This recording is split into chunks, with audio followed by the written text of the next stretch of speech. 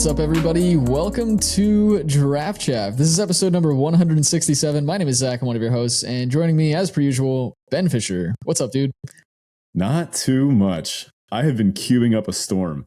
Not literal Storm. I'm not smart enough to play Storm, but I've been doing a lot of cubing on Arena, on Magic Online. Do we have to have a new set yet? Can't we just let cube happen for a little bit? I'm ready for it, man. Let's go. All right. This set does look pretty great, and the cube will come back, you know? It always does. It always does.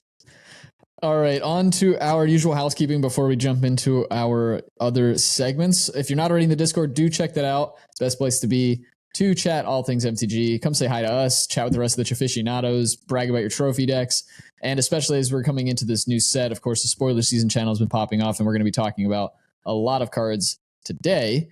But that's also a good place to go if you just want to chat about the new format, kind of see what people are cooking up, what kind of decks are working and what aren't. The link to that is in the episode description as well as on our Twitter page. And if you'd like to support the show directly, you can do so on Patreon at patreon.com/draftchaffpod. Huge thanks to each and every one of our patrons who continue to support us. We are beyond grateful for all of you, so thank you so much for your support. Perks over there include things like our Draft Doctor series, stickers, show notes, our pre-show recordings. It was a long one this week, so definitely check that out if you are a patron. And our Draft Chaff Hero cards signed by us and sent out to you with a handwritten thank you note. So again, you can check that out at patreon.com/draftchaffpod. Oh, I always forget to add this. We need to put this in the show notes, but you also get a shout out on the show when you sub to the Patreon. So yeah, there's that too. Yeah, patrons this week, make sure you listen to the pre-show. We had some rather controversial takes on some of the what's it called, Enchanting Tales, particularly about the aesthetics of them. So I don't know. Yeah, more to come on the actual details of the cards themselves and how they interact in the format. But this was almost strictly an art discussion. Yeah, let's say we don't love them all. Yeah. All right, on to our crack draft type thing, Ben. Of course, it's a format breakdown, so we've got a little bit something different here. What's going on? We're just going to run through what you're going to find in a pack of WOE. This new set, Wilds of Eldraine, it's coming out. We're running back to Eldraine. Significantly less Oko nonsense this time around, which I'll take it. You know, that's good. He was a little nonsensical. No Okos in these packs, but you can expect to find 15 cards. You'll have one rare or mythic, 3 to 4 uncommons, 9 commons, 1 land, and it's going to be a full art in a third of the boosters. And then you're going to see at least one special borderless Enchanting Tale of rarity uncommon or higher, which is why there's 3 to 4 uncommons. But it could also be a mythic. It could be a rare or whatever. So you could have a pack with 2 rares or 2 mythics in it, which is pretty cool. And then the usual foil replacing a common in a third of the boosters. So and that could be a foil of any rarity. So unlike some of the other sets before, we're not seeing too much nonsense with this, the way that in certain packs of March the Machine, there could be like a billion uncommons or whatever. But here, this time around, looks pretty regular. We're guaranteed to get an Enchanting Tale in every pack, which makes them a pretty big part of the format. Yep. And I'm kind of glad with this. I appreciate the bonus sheets. I like that the packs aren't too crazy this time around. Sometimes with some of these recent sets, it's been kind of difficult to keep track of like what you can expect to open in a draft booster. So this is relatively straightforward, and I'm cool with that. I think this is a nice little change of pace as far as how crazy packs have been lately. All right, on to our Fairy Table. This is our Roses and Thorns style segment where Ben and I share a high and a low from the past week. So Ben, what's going on? Not a lot. Today is officially my last day of summer, though. That kind of sucks. Tomorrow I go back to school. We start our usual over the summer curriculum and professional development stuff, and I got to go get my classroom in order, do some dusting, get some slideshows ready, all the stuff that comes with being a teacher. So it's been a good summer, though. I can't complain. I guess this counts as my Tibble. I have a lot of work to do left, even today, before going back tomorrow. So I guess I have to stop playing Cube. But on the bright side, I made it pretty far in this last Arena Open, this last weekend. I pulled a bit of a Ben move, if you will. And I qualified for the day 2 at like 3 a.m. after getting back from a concert. And I was at the concert. I was like in between sets. It was low key. It was a Brooklyn Bowl. If you've been there, it's like a bowling alley / concert venue / restaurant bar. It's pretty cool. But in between shows, I joked to my girlfriend. I was like, "Hey, I bet I could draft for the Open right now because it always takes so long for the next band to come on." And she was like, "Do it. Why not?" At this point, she does know that when I win cash, we go to a fancy restaurant. So she's in full support. She's all on board. Yeah. Yeah. We have this Cuban place that we hit up when that happens. So I drafted, and I actually, the band came on like as I was still drafting. So I let the auto picker do the last like half of the last pack for me. You're about to infuriate a bunch of people who like agonized over every pick and didn't make day 2. Look, I was listening to some like techno funk fusion while the auto picker was like grabbing fixing for me. I don't even know. But anyway, I wound up with like this blue-black mid-range deck with like both Kaitos and Shieldred and a bunch of just good solid black value cards. Yawgmoth has quickly become Gix, Servant of Yawgmoth, has become one of my favorite cards in every cube. It's just so good. That's the 3-mana 3/3. Whenever one of your things hits an opponent, you can pay a life and draw a card. And it's basically the One Ring, but it can attack. Like it just draws you so many cards, and if you have life gain, you can balance it. It was great. It was a great deck. And when we got home from the concert, I stayed up and I got there just in the nick of time with only a couple hours left on the thing. So next day, I entered the day 2 part 1. I had a solid mono white deck. I did lose partially out of a bit of a punt on my part, so I didn't have the bye or the. I guess it was a 1 loss, and I was out for the final round. And I did get that 1 loss after getting the max amount of gems. I won the first match, lost the second though. So I did as well as you possibly can without getting actual cash. But I think the prize was like 15,000 gems on Arena. So that basically more than buys back your entry, and means I'm set up for next time. So can't complain too much. And I'm not going to count this as an Arena Open win. I think you can only really count that if you cash. It's not. Yeah. All right. I figured you'd have a take on this. We will not call it a win. We will call it a solid finish. And I can't really complain. Yes. It was a great time. I always love playing in those high stakes events, and honestly, playing in such a high stakes event gets me more pumped to play in more high stakes events because, we love our draft chaff here. We're all about it, like brewing up nonsense 60 card casual decks and whatever new commander deck is on the horizon. But I'm pumped for the modern RCQ season, so getting a little spiky over here. Anyway, I would say that, like back in the older sort of versions of the Pro Tour, and maybe they still do this, I haven't watched Pro Tour in ages, when the casters would talk about a player, or a player would first come on camera, they would kind of give you their resume, and they'd mention like number of Pro Tour top 8 finishes and stuff like that. This would qualify as like a PT or like an Arena Open top 8 finish in my book, but you didn't win. Yeah, okay. I can count that. I guess if you consider my record, I don't know. Yeah, it's probably not as good as you need to be for a PT top 8, but like win percentage wise, because the number of rounds you play are different. So I don't know. What's up with you? Yeah, I'll start with my Tybalt. I took like a week and a half off from the gym, which is not always a bad thing, but I have been having basically ever since I went to see Oppenheimer at 10:45 p.m. on a Saturday night when I had to be up at like 7:30 the next day. I haven't been able to recover from like lack of sleep. So it's been like 2.5-ish weeks now. And I just haven't been able to recover. So I took the week off of the gym to try to just get my sleep schedule back in order. And hopefully that will help kind of, because when I'm not sleeping well, my form is off, and, higher risk of injury and all that kind of stuff. And it just all kind of compounds on itself. So hopefully next week I'll kind of get back into that. I like reworked my routine this week on paper, because that also gets me excited to go back to the gym, is like changing my whole thing up. So hopefully get back into that. Also, I was talking to Ben about this before we started recording, but my dog needs a bunch of dental work done, and it's not cheap. And she's got to do that tomorrow. So not looking forward to that. But my dad's dog recently had a bunch of dental work done, and he apparently acted like a whole new dog.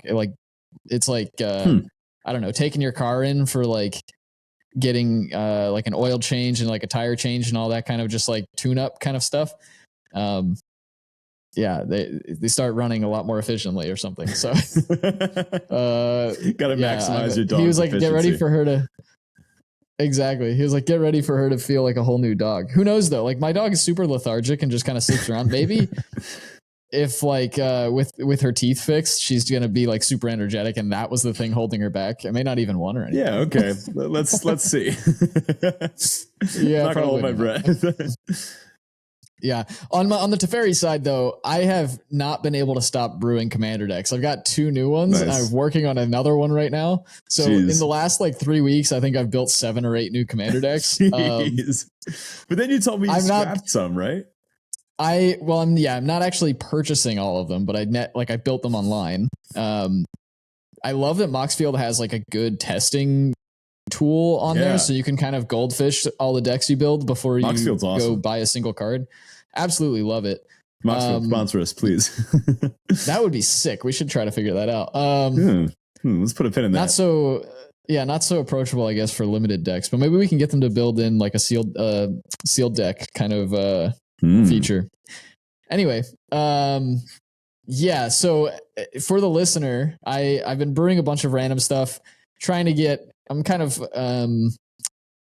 reinventing myself, I guess, or like trying to figure out my commander identity in terms of what decks I enjoy playing and, bits and pieces like that. I mentioned one deck that I still have not told Ben what the commander is, or even what the color identity is, or what the plan is that I'm building, that I destroyed my group hugs deck for. Yeah, that's the weirdest part. Like, what would you need all that stuff that one for? I think is the most me deck I'm ever going to build.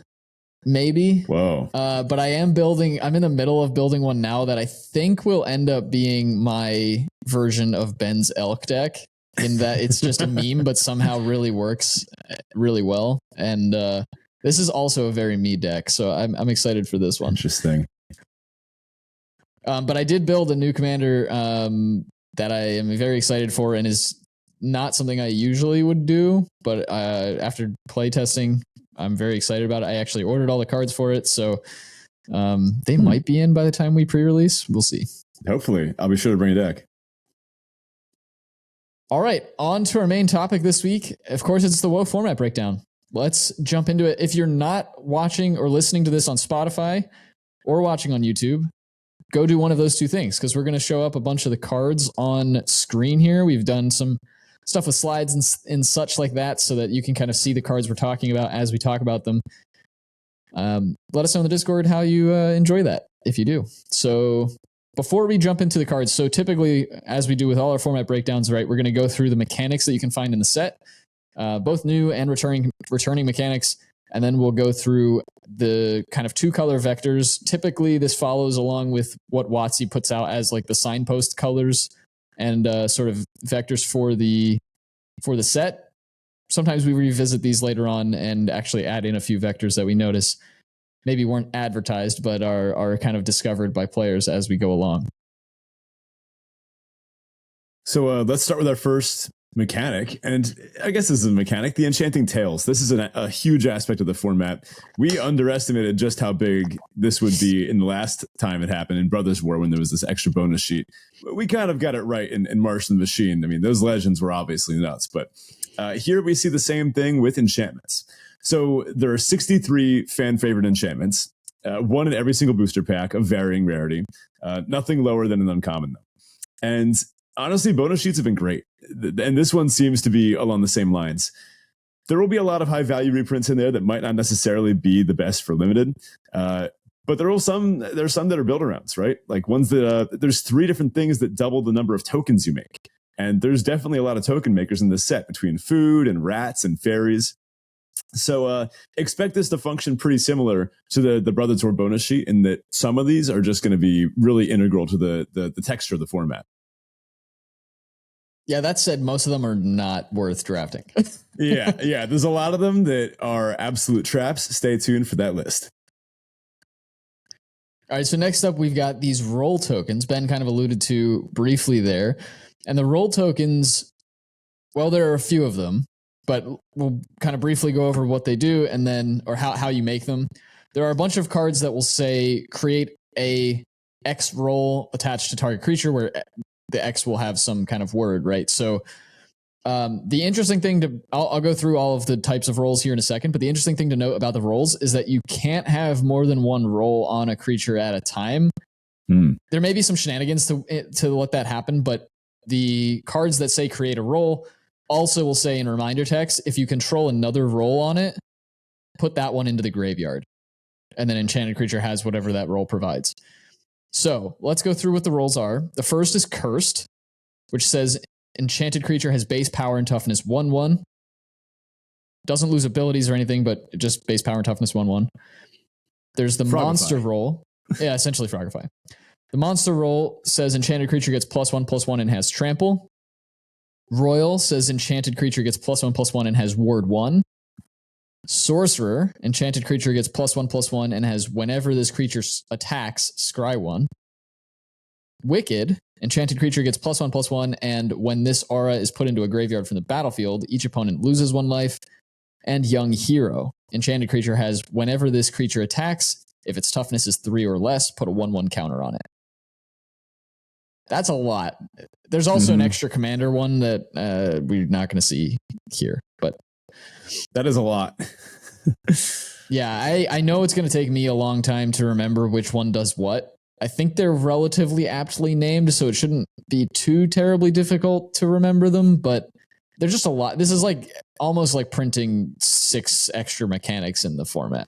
It pretty much is, yeah. It's nice that they all give like +1/+1, except I guess for the Young Hero, which does it a little more complicatedly. That one seems strong in that it can grow a tiny creature to pretty big, I guess, max to a 4/4 at least from that, or X4, I guess. Yeah, I mean these all seem pretty relevant, right? A lot of them are attacking focused. Trample, when it attacks, scry 1. When it attacks, put a counter on it. Even when that aura is put in the graveyard, implies that it was getting into combat somehow. So this doesn't really strike me as a defensive mechanic. This does seem to be a way to push through damage, right? You picking to give a certain buff to a certain creature can open up a new attack that wasn't there before. Or even, I guess, cursing one of your opponent's things can, again, open up an attack that wasn't there before. So I do see this as an overall aggressive vector mechanic, assertive vector in that. Yeah, and I think there are going to be different ways to build around sort of this concept of roles, and actually our next mechanic kind of plays into that quite nicely. Right, so we mentioned that when one role is put on, if that already has a role on it, that existing one is destroyed. If only there was a way to make use of that before it happened, right? A sack outlet of sorts. Oh, wait, there is. It's called Bargain. A card with Bargain will say, you may sacrifice an artifact, enchantment, or token as you cast this spell. And then if this spell was bargained, and there's usually a bonus. So this pairs really well with rolls. You can just sack a roll if you know you have one that's coming for kind of like for free automatically, unless you want to like put multiple rolls on different things. But the fact that these rolls are just staple to things will make it easy to have like free stuff to sack. From what we've noticed, the bargain cards, they're kind of a little below rate without the bargain aspect. And they're usually pretty pushed with the bargain aspect. So a lot of the cards with bargain, you wouldn't really want to cast them unless you're bargaining. So if you have bargain cards, make sure you have stuff that makes food, tokens, even just random little enchantments, even enchantments that want to be sacrificed. One of the Enchanting Tales, Hatching Plans, it's 1 in the blue. It does nothing when it enters, but it says when this thing is put into the graveyard, you draw 3 cards. So if you bargain with that, you're getting your bargain bonus from your spell, plus you're ancestraling yourself. Like, that's really strong. That's a spicy combo for sure. I think, a lot of the cards we would be used to seeing something approaching this mechanic on would be maybe something like Village Rites, right? Where it's like a 1 and a black, and that actually is in the Enchanting Tales bonus sheet, so you can look forward to seeing that card in drafts as well. But right, it's like 1 and a black, as additional cost to cast this, sack a creature, whatever, draw 2 cards or whatever it is. Mm-hmm. we usually see this as an additional cost to cast, do the thing. So you don't have a choice. You have to pay the mana and you have to also do that act.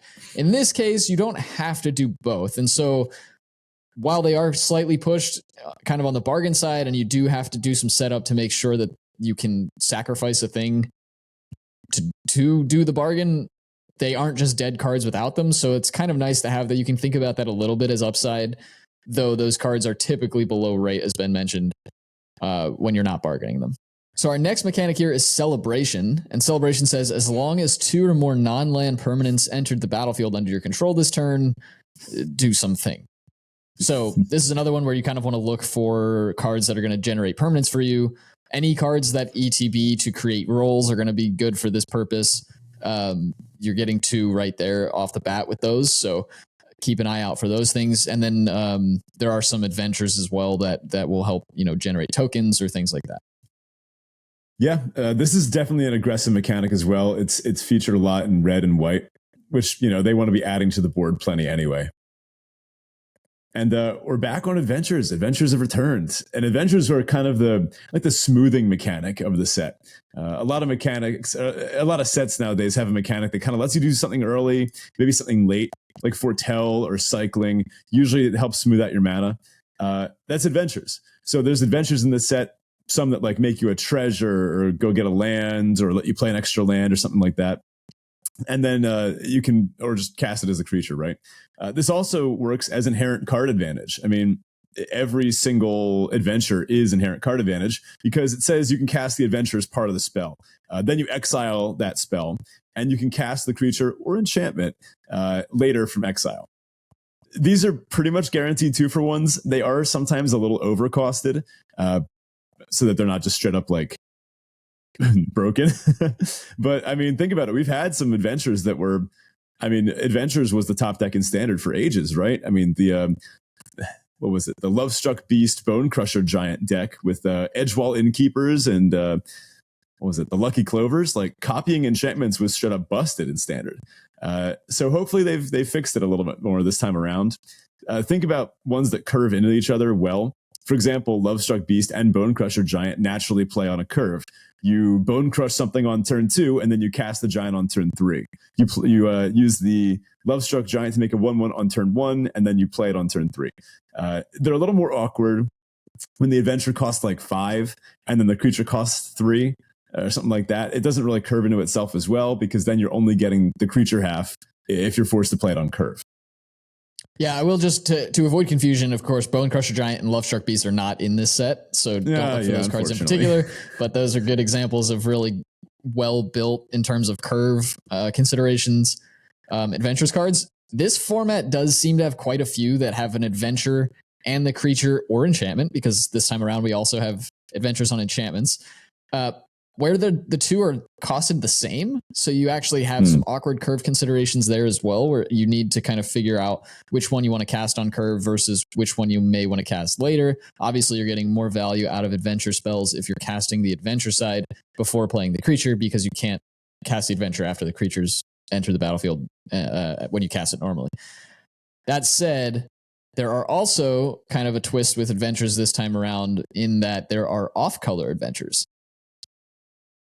Yeah, these are cool. So as we go through this format breakdown, we're going to talk about the vector signpost for each color pair, and then also talk about the kind of 2-color split adventure. There's one for each color pair.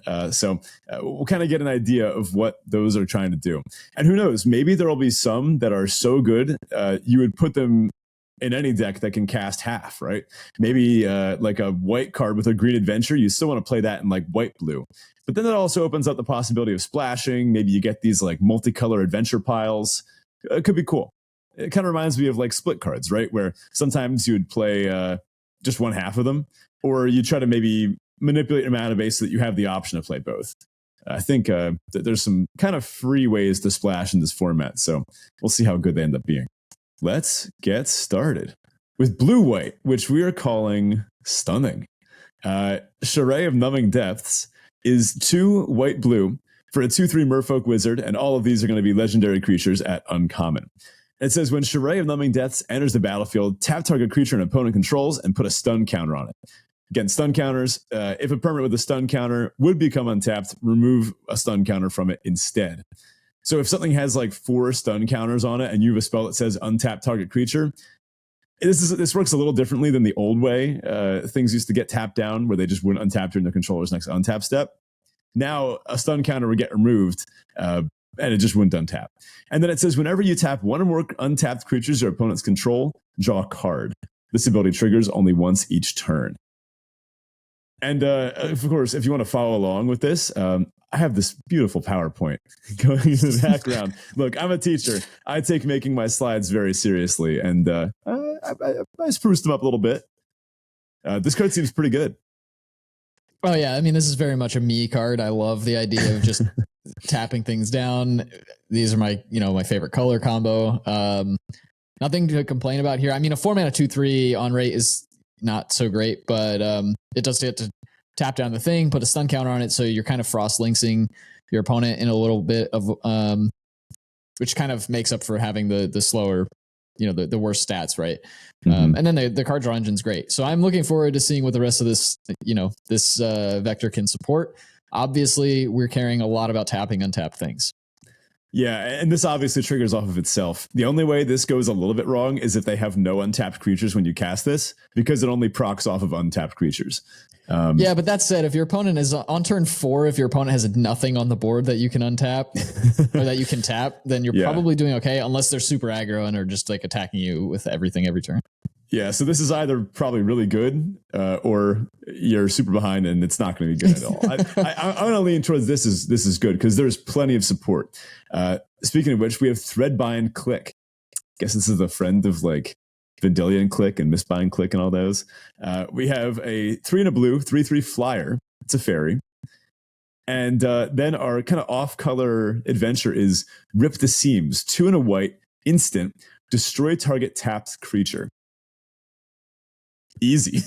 Yeah, that's awkward in that you kind of want to rip the seams after Charade hits the board and the curve doesn't work out that way. But this is a good one that lets you curve the instant or the adventure into Threadbind Click. So turn 3, destroy a tapped thing. Turn 4, you've got a 3/3 flyer for 4.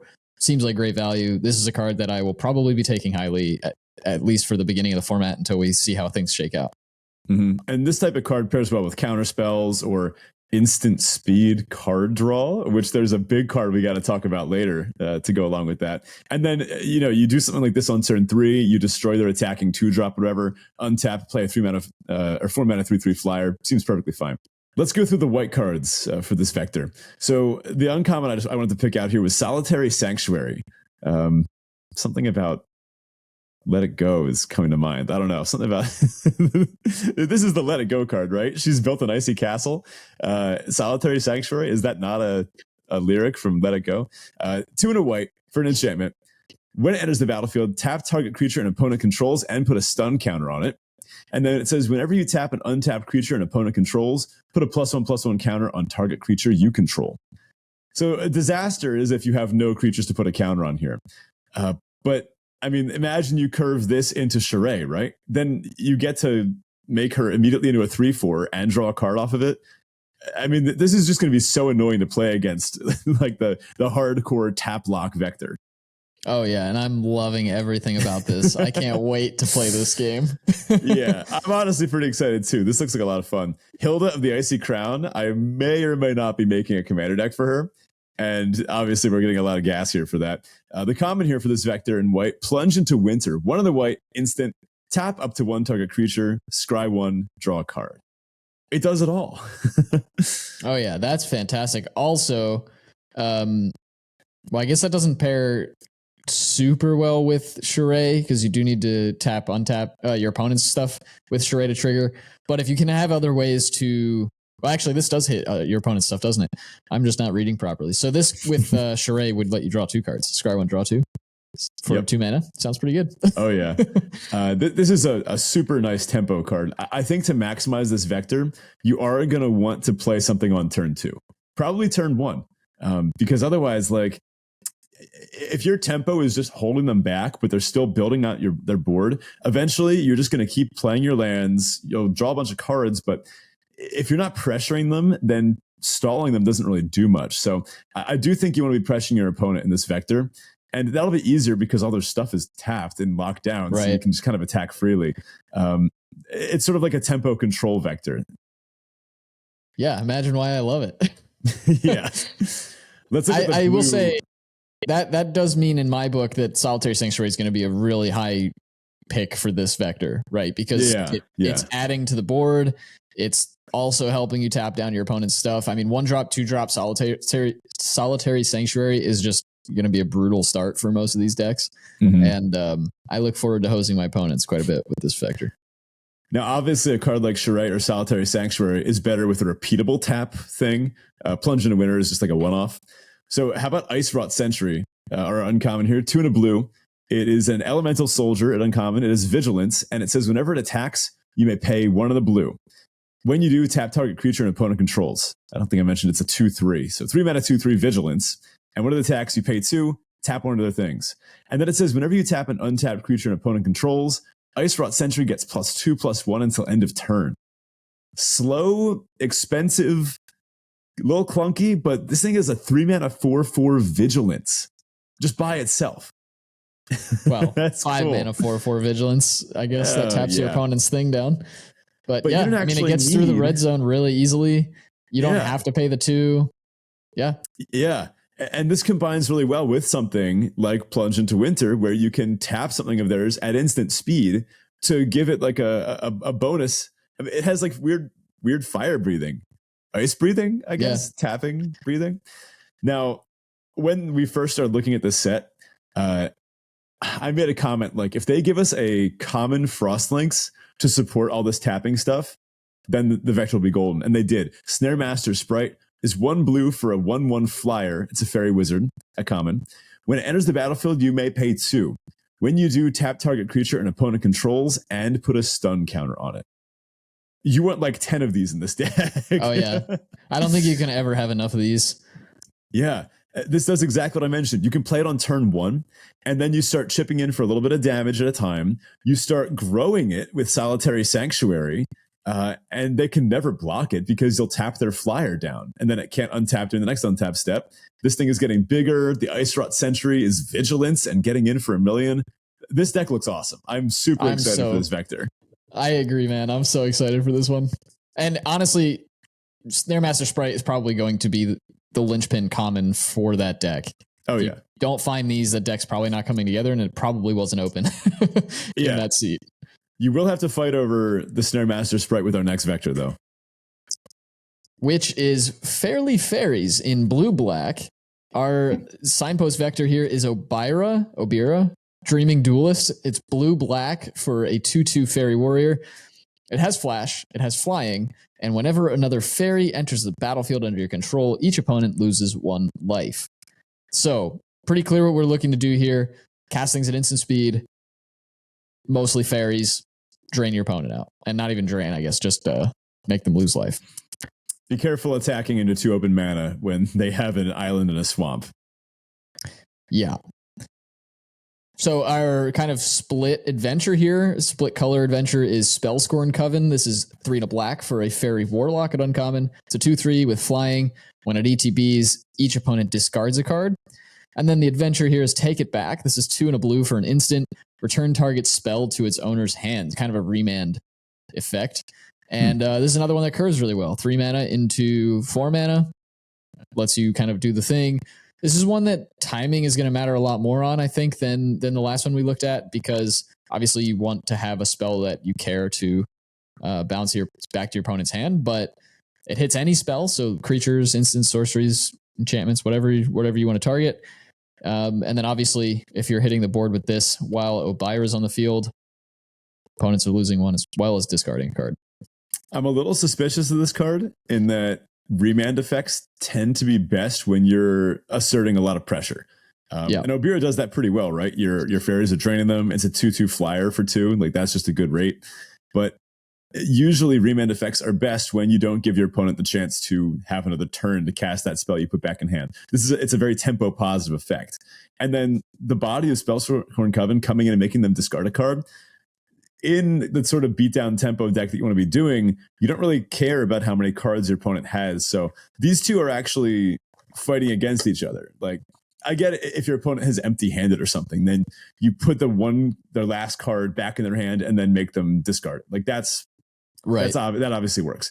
But these two don't play well together from one half to the next. So a little suspicious of how good it'll be.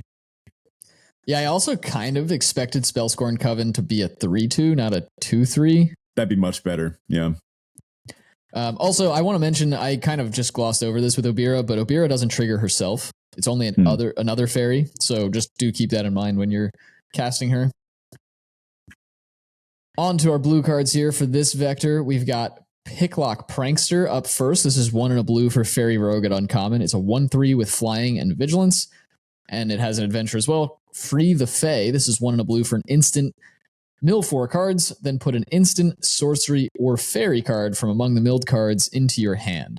So mill 4 is not nothing. This is one that I kind of alluded to earlier where the tempo or timing is a little awkward because they're both 2 drops. So you do kind of need to figure out when you want to do one or the other. Though the fact that it hits instant sorceries and fairies is kind of nice. You can kind of build up this sort of flash game where you try to grab as many flash creatures as possible, but then also as many instants as possible, and you're going to likely hit with this no matter what. 4 cards isn't nothing. It's not a ton, especially on turn 2. So you may not always hit with this. You're definitely going to want kind of critical mass of instant sorceries or fairies. And the 1/3 Flying Vigilance, I don't know why they gave this Vigilance, but sure. Think of it this way. This is an Organ Hoarder that you can split up over 2 turns. I guess. Am I wrong? With flying and vigilance. Yeah, man, I do like the instant speed aspect of it. Yeah, this pairs really well with like maybe another 2 mana instant. If you had other of those in your deck, I don't know who would have that. Oh yeah, almost like our next card here, Spell Stutter. This is 1 and a blue for an instant at common target counter target spell unless its controller pays 2 plus an additional 1 for each fairy you control. Fairy, I don't. This should have just been a tribal instant. Yeah, I mean, there's Spell Stutter Sprite, which kind of does something similar, right? Yeah, Flusterstorm. That would have been a cool thing. They should have made a Fluster Fairy. I don't know. I like it. I mean, other decks will want this, but this is obviously at best in the fairy vector. Yeah, definitely. And otherwise, it's fine. Yeah. In black here, we've got a few cards for you. Ego Drain is first up. This is black for a sorcery at Uncommon. Target opponent reveals their hand. You choose a non-land card from it. That player discards that card. If you don't control a fairy, exile a card from your hand. Yeah. Okay. So they reprinted Thoughtseize. They just gave fairies a Thoughtseize. And I mean, you obviously can't do this on turn 1 because unless you have a 0 mana fairy somewhere, you'll be pitching a card yourself. And you never want to cast this without a fairy in play. Like that is just so bad. That's pretty bad. Unless it's the super late game and for whatever reason you think they're holding up like a counter or something and you have a spare land in hand. That's the only exception. But otherwise, they gave fairies a couple pushed cards here, which is why I actually put another one in here. I mean, look at Fairy Fencing. This thing is nuts. Yeah, Fairy Fencing is X black for an instant at Uncommon. Target creature gets -X/-X until end of turn. That creature gets an additional -3/-3 until end of turn if you controlled a fairy as you cast this spell. That is a big line of text right there. Because a lot of times these cards will say it gets an additional -3/-3 if you control a fairy, which means it has to resolve. You have to have a fairy as the spell resolves. This just doesn't care. If there's a fairy on your side of the board, when you put this on the stack, you're good to go. Good card. Yeah, that's pretty crazy. -3/-3 at minimum. And like the fairy deck will want this most, but again, kind of similar to the counter spell, other decks will fight over it. I don't think other decks are going to want Ego Drain. Probably not. And I will say Ego Drain may have some interesting play patterns on keeps. Like if your opponent mulled to 6 and you have a hand where you're like on the fence about mulling, maybe you have one too many lands, but you also have an Ego Drain in hand, I'd probably just not mull, keep it, and Ego Drain on 1 because that's functionally a mull. Yeah. But you're plus putting your opponent that much for right. Yeah. Mull with a guaranteed Thoughtseize, I think, is still probably pretty good. So There might be times where you want to play this on 1, but likely you're going to want to wait till turn 2 or 3 to get this out on without really harming yourself. Our last black card here is Stingblade Assassin. This is 3 and a black for a Fairy Assassin at common. It's a 3/1 with flash, flying, and when Stingblade Assassin enters the battlefield, destroy target creature and opponent controls that was dealt damage this turn. Okay. Not like quite a Chupacabra, but it is. Yeah, I mean, it's a good card, fun card. It's one of those kind of gotcha cards where you may be able to kind of set up attacks in a certain way that maybe they have good blocks, but you're not trading, and then you get to kind of pick off their creature with this afterwards. This also pairs really well with expendable tokens. Maybe you have like 3 or 4 rats or something, or 3 or 4 even little 1/1 flyers, and you just swing with all of them because you know your opponent with like their 3/3 flyer. They're like, oh, okay, they're just trying to get some damage in. I'll eat one of them, and you go, surprise, your thing dies. It kind of guarantees a trade that might not have happened otherwise. And this one has 3 power. That's not irrelevant, right? A 4 mana, 3 power flyer with flash. That has some utility to it. For sure. Plus, and I will say, you kind of highlighted there for a minute, but the rat tokens in this set can't block. So you're not going to look weird for just throwing them into the red zone. Like those won't, a lot of times when you're just throwing random creatures into the red zone, your opponents are like, what do they have in hand? Like, why are they doing this? With those rats, you can't hold them back to block. So you may as well get rid of them, throw them in the red zone, or sack them in other ways. So you probably will be able to get some people with this. And those rats. Notably, this pairs well with other methods of dealing damage. Like maybe you had they have like a 5/5 and you have a shock and this in hand. You can kill it with that. Speaking of rats, rats. We've got our next vector up, and it is black-red rats. And this is a funny one. I mean, this is a second kind of token-making vector, but let's talk about Totentons. Sounds like a David Lynch character. Totentons Swarm Piper. 1 black-red for a 2/3. Look at how small that text line is. Legendary creature, human warlock bard. Sure. Whenever Totentons, Swarm Piper, or another non-token creature you control dies, create a 1/1 black rat with this creature can't block. So rats, they're 1/1s, they're black, they can't block. And then it says, 1 in the black, target attacking rat you control gains death touch until end of turn. Like Zach mentioned, you're just going to swing with a bunch of rats sometimes, and this makes swinging with a bunch of rats a lot more appealing. It guarantees they trade, similar to what the fairy did. Well, this is another one where not another one from this format breakdown, but we talk about this a lot in different sets. Threat of activation here is everything.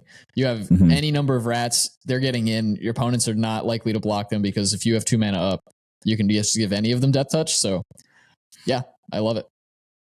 Unfortunately, it doesn't make a rat when it enters, but when it dies, It's obviously too late to use its ability. So maybe look for ways to recur, bring back Totentons. It seems like a pretty important piece of the vector. We can talk about Callous Sellsword. That's 1 of the black for a 2/2. It enters the battlefield with a +1/+1 counter on it for each creature that died under your control this turn. I mean, maybe you swing with a bunch of rats and you can kind of, it's almost like you sacrifice the rats to put their power as counters onto the Sellsword. This could be like a 2 mana 4/4 or 5/5 if your opponent just blocks a couple, maybe trades off. Sometimes your opponent will have to block the rats. I think one thing that is kind of historically true is that when you have creatures that can't block and are kind of expendable, they're at their best when your opponent is at a low life total, right? When your opponent is forced to trade with them. Sort of like the Decayed Zombies, where the decayed zombies were at their very best when your opponent was at 2 life and they were real attackers. Well, the lower your opponent is, the more real a 1/1 can't block is. We should talk about Burn Together, the adventure. This one's a sorcery. It just costs 1 red, staple to Callous Sellsword. It says target creature you control deals damage equal to its power to any other target, then sacrifice it. This is a very weird fling. I don't get why it's templated this way. Because it's a sorcery? Yeah, it's also strange because you kind of want, like, if you look at this package is really, you want to play this on turn 3, where you burn together your opponent's creature, you sack your thing, then you play Callous Sellsword to get the buff from it. Whereas they look like it curves into itself, it doesn't really. You kind of want to play them on the same turn. So it's sort of like a fling in that you can respond to this. when you put Fling on the stack, sacking of the creature is an additional like cost of casting, right? You sack your 10/10, and that's 10 damage coming at them. But you could target your creature with this. Say you target your 4/4 or whatever, your opponent could counter it, and then you're left with a 4/4. That's kind of good, right? Because if they counter your Fling, your creature is gone. It's lost, right? But that is the upside of being instant speed. So I guess it's like a different Fling, right? This can't hit face. Oh no, it can. It can hit face. That's good. So sometimes you will just top deck this, kill your opponent, right? But it has the downside of not being instant speed, but the upside of you don't lose your creature as part of the cost. This doesn't pair that well with rats, though, because rats are just 1 power. I guess this could be a 2-mana 3/3, and you just fling the rat at something. If you just got like 1 rat laying around, you can make it trade with their X1 or just hit their face with it. I don't know. This has got some utility to it, but I don't know how good it's going to be. Yeah, you may be able to set up some games where you do end up with a big creature and you can fling for the win, kind of. And then if for some reason you can't kill them, maybe they have some incidental life gain, they sack a food or something, you at least get to play the sellsword for a bit of a buff. Feels a little awkward. And I will say, so far, Totentons feels to me like the weakest of the signpost vectors or vector signposts we've had here. On its face, really, it's just a 3-mana 2/3. So I almost feel like, what about like green-red? A deck that, cares about having giant creatures ramping into them. I wonder if there's a green-red deck that would just play Burn Together as just the sorcery, just a sorcery speed Fling. Maybe if you're, in this set, they care about having big power creatures. I mean, that pairs a lot better with Burn Together than like the 1/1 rats. I don't know. Yeah, we can keep an eye on that as we get through these vectors here. But let's move on to our black cards for this vector. The first is Ratatouille, Lord Skitter's Butcher, 2 and a black. Ratatouille? Right, Ratatouille. Lord Skitter's Butcher is 2 and a black for a rat peasant at uncommon. It's a 2/3. And when he enters the battlefield, choose 1, create a 1/1 black rat with this creature can't block. You may sacrifice another creature. If you do, scry 2, then draw a card. Or creatures you control gain menace until end of turn. Again, that's creatures, plural, so all of them.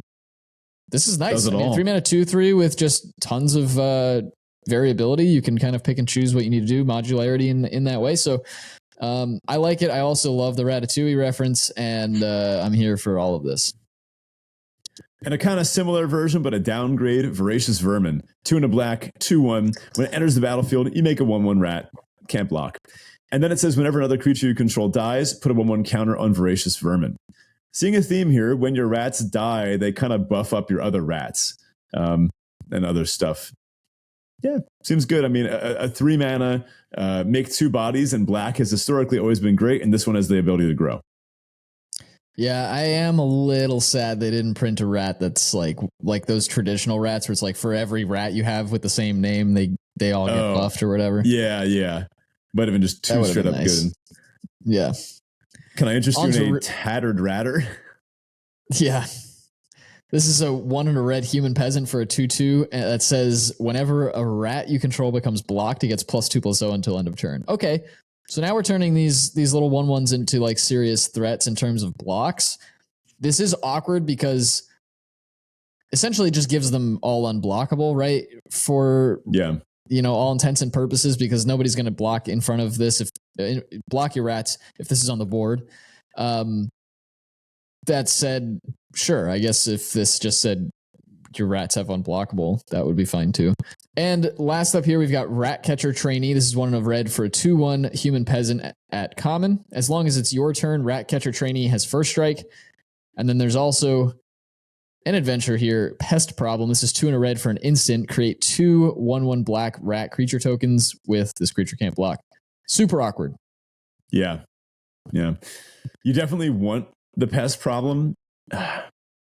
I guess this pairs well with 2-drops, right? I mean, this is good in multiples, where on turn 4, you can, on turn 3 on their end step, you Pest Problem, turn 4 you untap, you play this, and like another 2-drop. Actually, Tattered Ratter would be a good one to play alongside that, right? Yeah.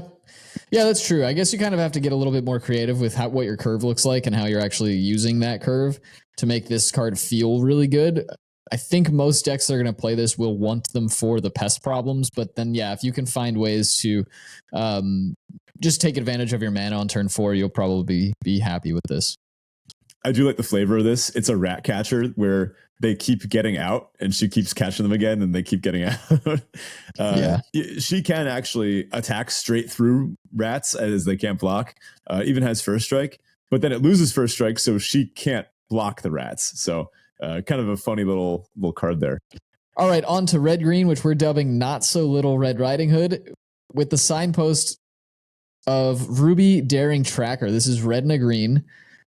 For a 1/2 human scout, it has haste. And whenever Ruby Daring Tracker attacks while you control a creature with power 4 or greater, Ruby gets +2/+2 until end of turn. Then she also has the ability to tap, add red or green. The old hasty mana dork. Yep. Gotta love it.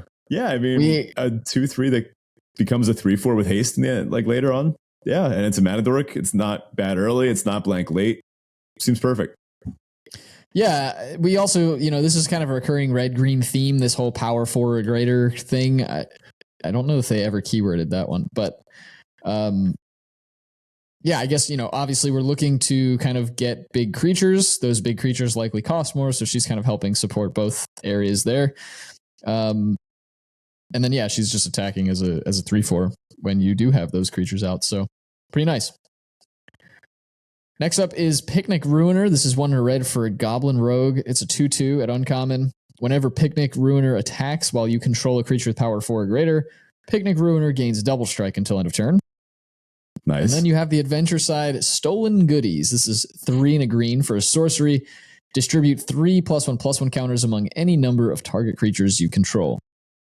Nice. Good effect. Yeah, notably this will pay multiples. really... Yeah, pairs well with multiples. Will pair really well with the Enchanting Tales. There are 3 of those. I think only 2 of them actually affect counters. But there are those cards to look out for too. This is, again, kind of one with awkward sort of timing because you would rather get that 2-drop out for curve purposes. 4 mana, put 3 counters on things probably isn't super useful in terms of like where you want to spend your mana. This deck probably would rather just play a big 4-drop, but it does help you get to that kind of threshold of having power 4 or greater as well if you're not able to find those creatures. Mm-hmm. Something about Ruby that's pretty cool. It's not another creature with power 4 or greater, so maybe you use Stolen Goodies to put 3 counters on her, and then she's a 4/5, then would attack as a 6/7. Yeah, good point. Almost seems like the red-green deck. This is obviously not the best thing to play on turn 2 because unless you're playing a 3-power 3 or a 4-power 3-drop rather, that could be good. But I feel like red-green might just want to jump straight to 4-drops. I think Ruby and the other common mana dork is like one of the green satyr. It's just a dork. Maybe that's what you want to do on turn 2 instead. Yeah, that's true. I don't. Given the option between a mana dork and just like a random 2/2 for 2, I think in this deck you're definitely going to want to play the mana dorks. Mm-hmm. On to red, we've got Monstrous Rage. This is red for an instant at uncommon. Target creature gets +2/+0 until end of turn. Create a monster roll token attached to it. And just to remind you, the monster roll is +1/+1 and trample. This is good. Yeah, talk about your combat tricks. 1 mana +3/+1 and trample. Not so shabby. Yeah. It seems like the rolls might be a good way to get that 4-power creature, right? You could probably grow one of your little dorks up to that. And I like that they stay around. I mean, this is a combat trick that leaves something behind. So I like it. Yep. And next up, we've got Grabby Giant. This is 3 and a red for a 4/3 giant at common. It has reach. It has also an activated ability of 2 and a red for sacrifice an artifact or land, draw a card. So that's pretty solid. 4 mana, 4/3 reach with some upside, a mana sink later on. And if you flood, you can kind of help yourself out with that. Pretty solid. I will forget this has reach repeatedly. Yep. And then it also has an adventure called That's Mine. This is 1 and a red for an instant, create a treasure token. So this is a great combo, right? Turn 2, that's mine. Turn 3, play your land, grabby giant ahead of curve. Good to go. Yeah, or in the late game, you could that's mine, play the grabby giant, and then maybe next turn you sack that treasure to draw a card. Yep, that too. Pairs well with food. Notably, you can't sack enchantments, which do seem plentiful. So I also like that this giant has like Wreck-It Ralph proportions. Yeah, his arms are gigantic. All right, so next up in green, we have Agatha's Champion. This is 4 and a green for Human Knight at uncommon. It's a 4/4 with Bargain.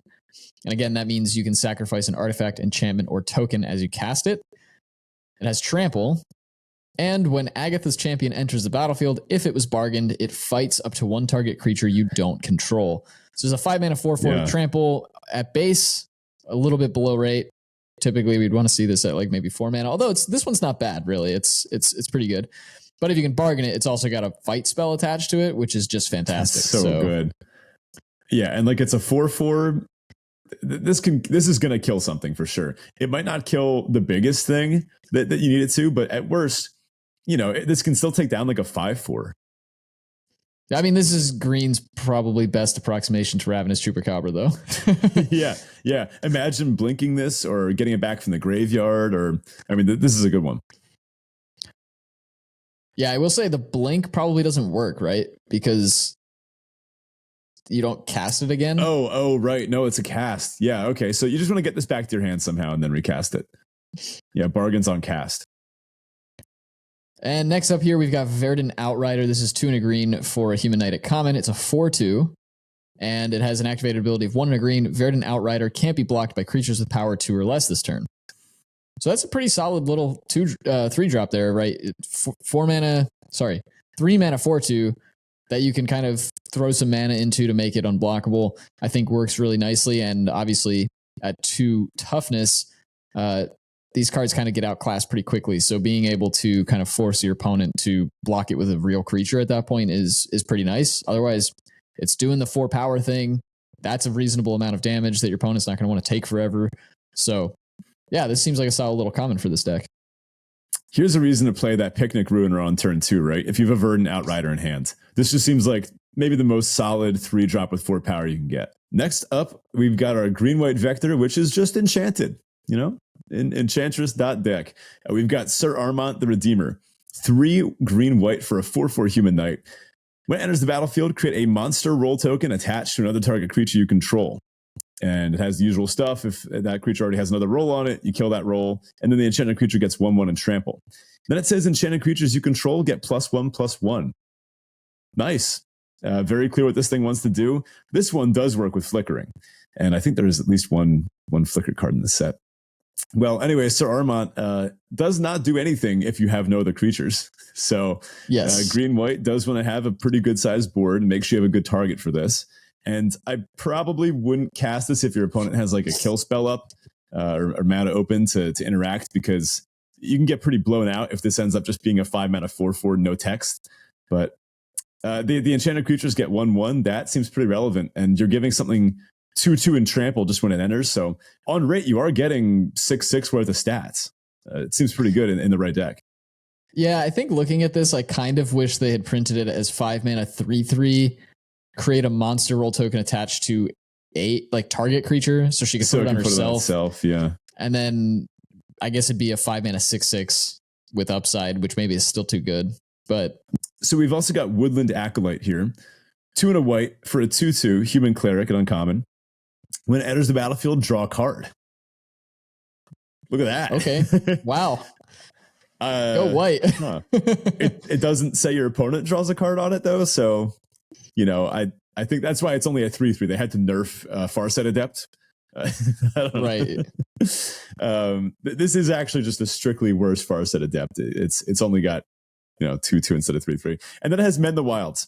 Instant. It's a green, just single green mana.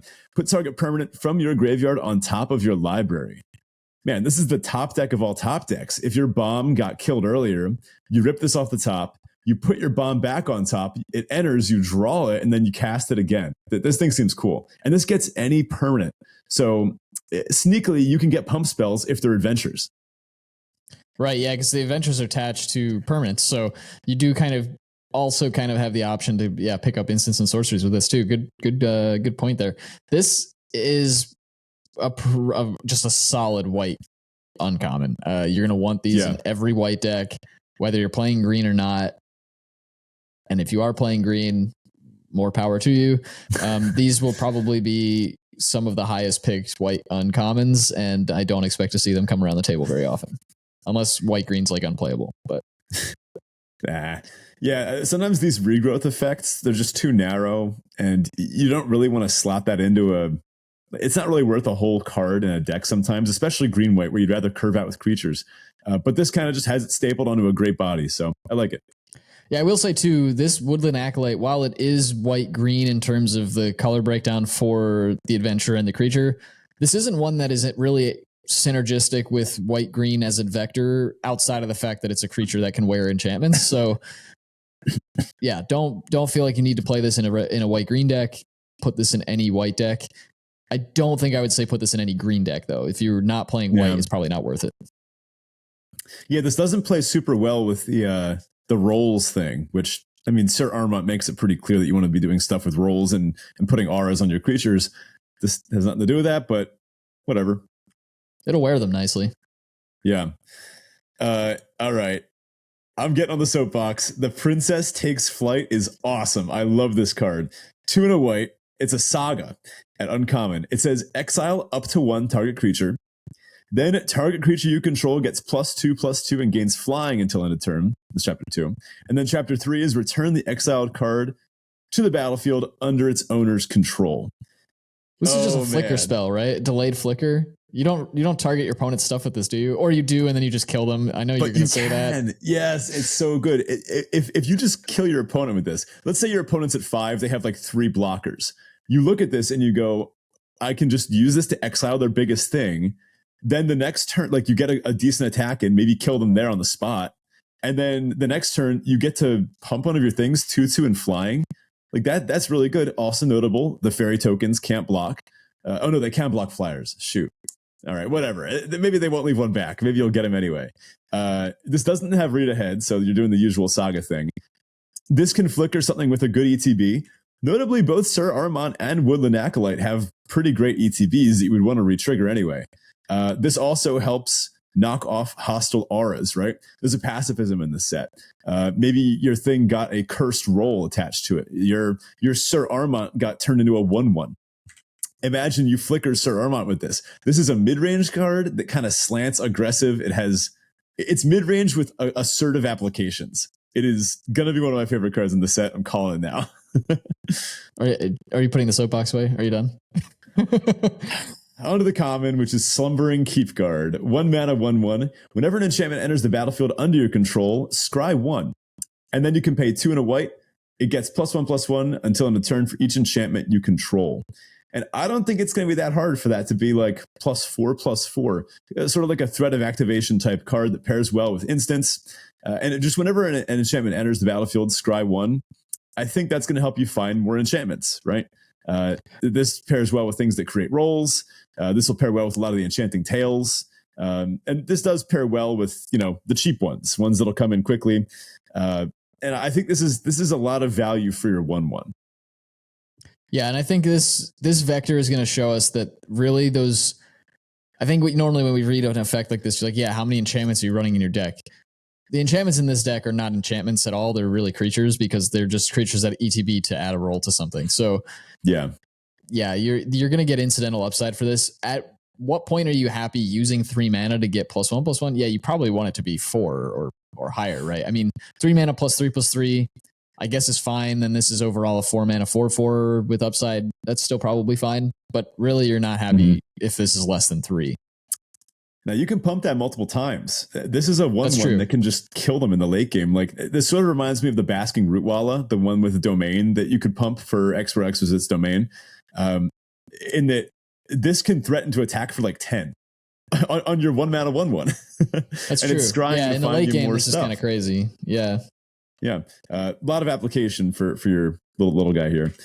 In green, we have Tanglespan Lookout. This is our uncommon. We've got 2 and a green for a 2/3 satyr at uncommon. And it says whenever an aura enters the battlefield under your control, draw a card. Classic Enchantress. Just whenever you make a roll, you draw a card. Nice. And we've got Troublemaker Oof. Oof. Your opponent's going to be saying oof when you cast this because it's 1 in the green for a 2/2 oof with bargain at common. And it says when it enters the battlefield, if it was bargained, exile target artifact or enchantment an opponent controls. I mean, in a set that's so heavily themed around enchantments, you're just going to occasionally come up against an opponent with a busted Enchanted Tale or whatever, right?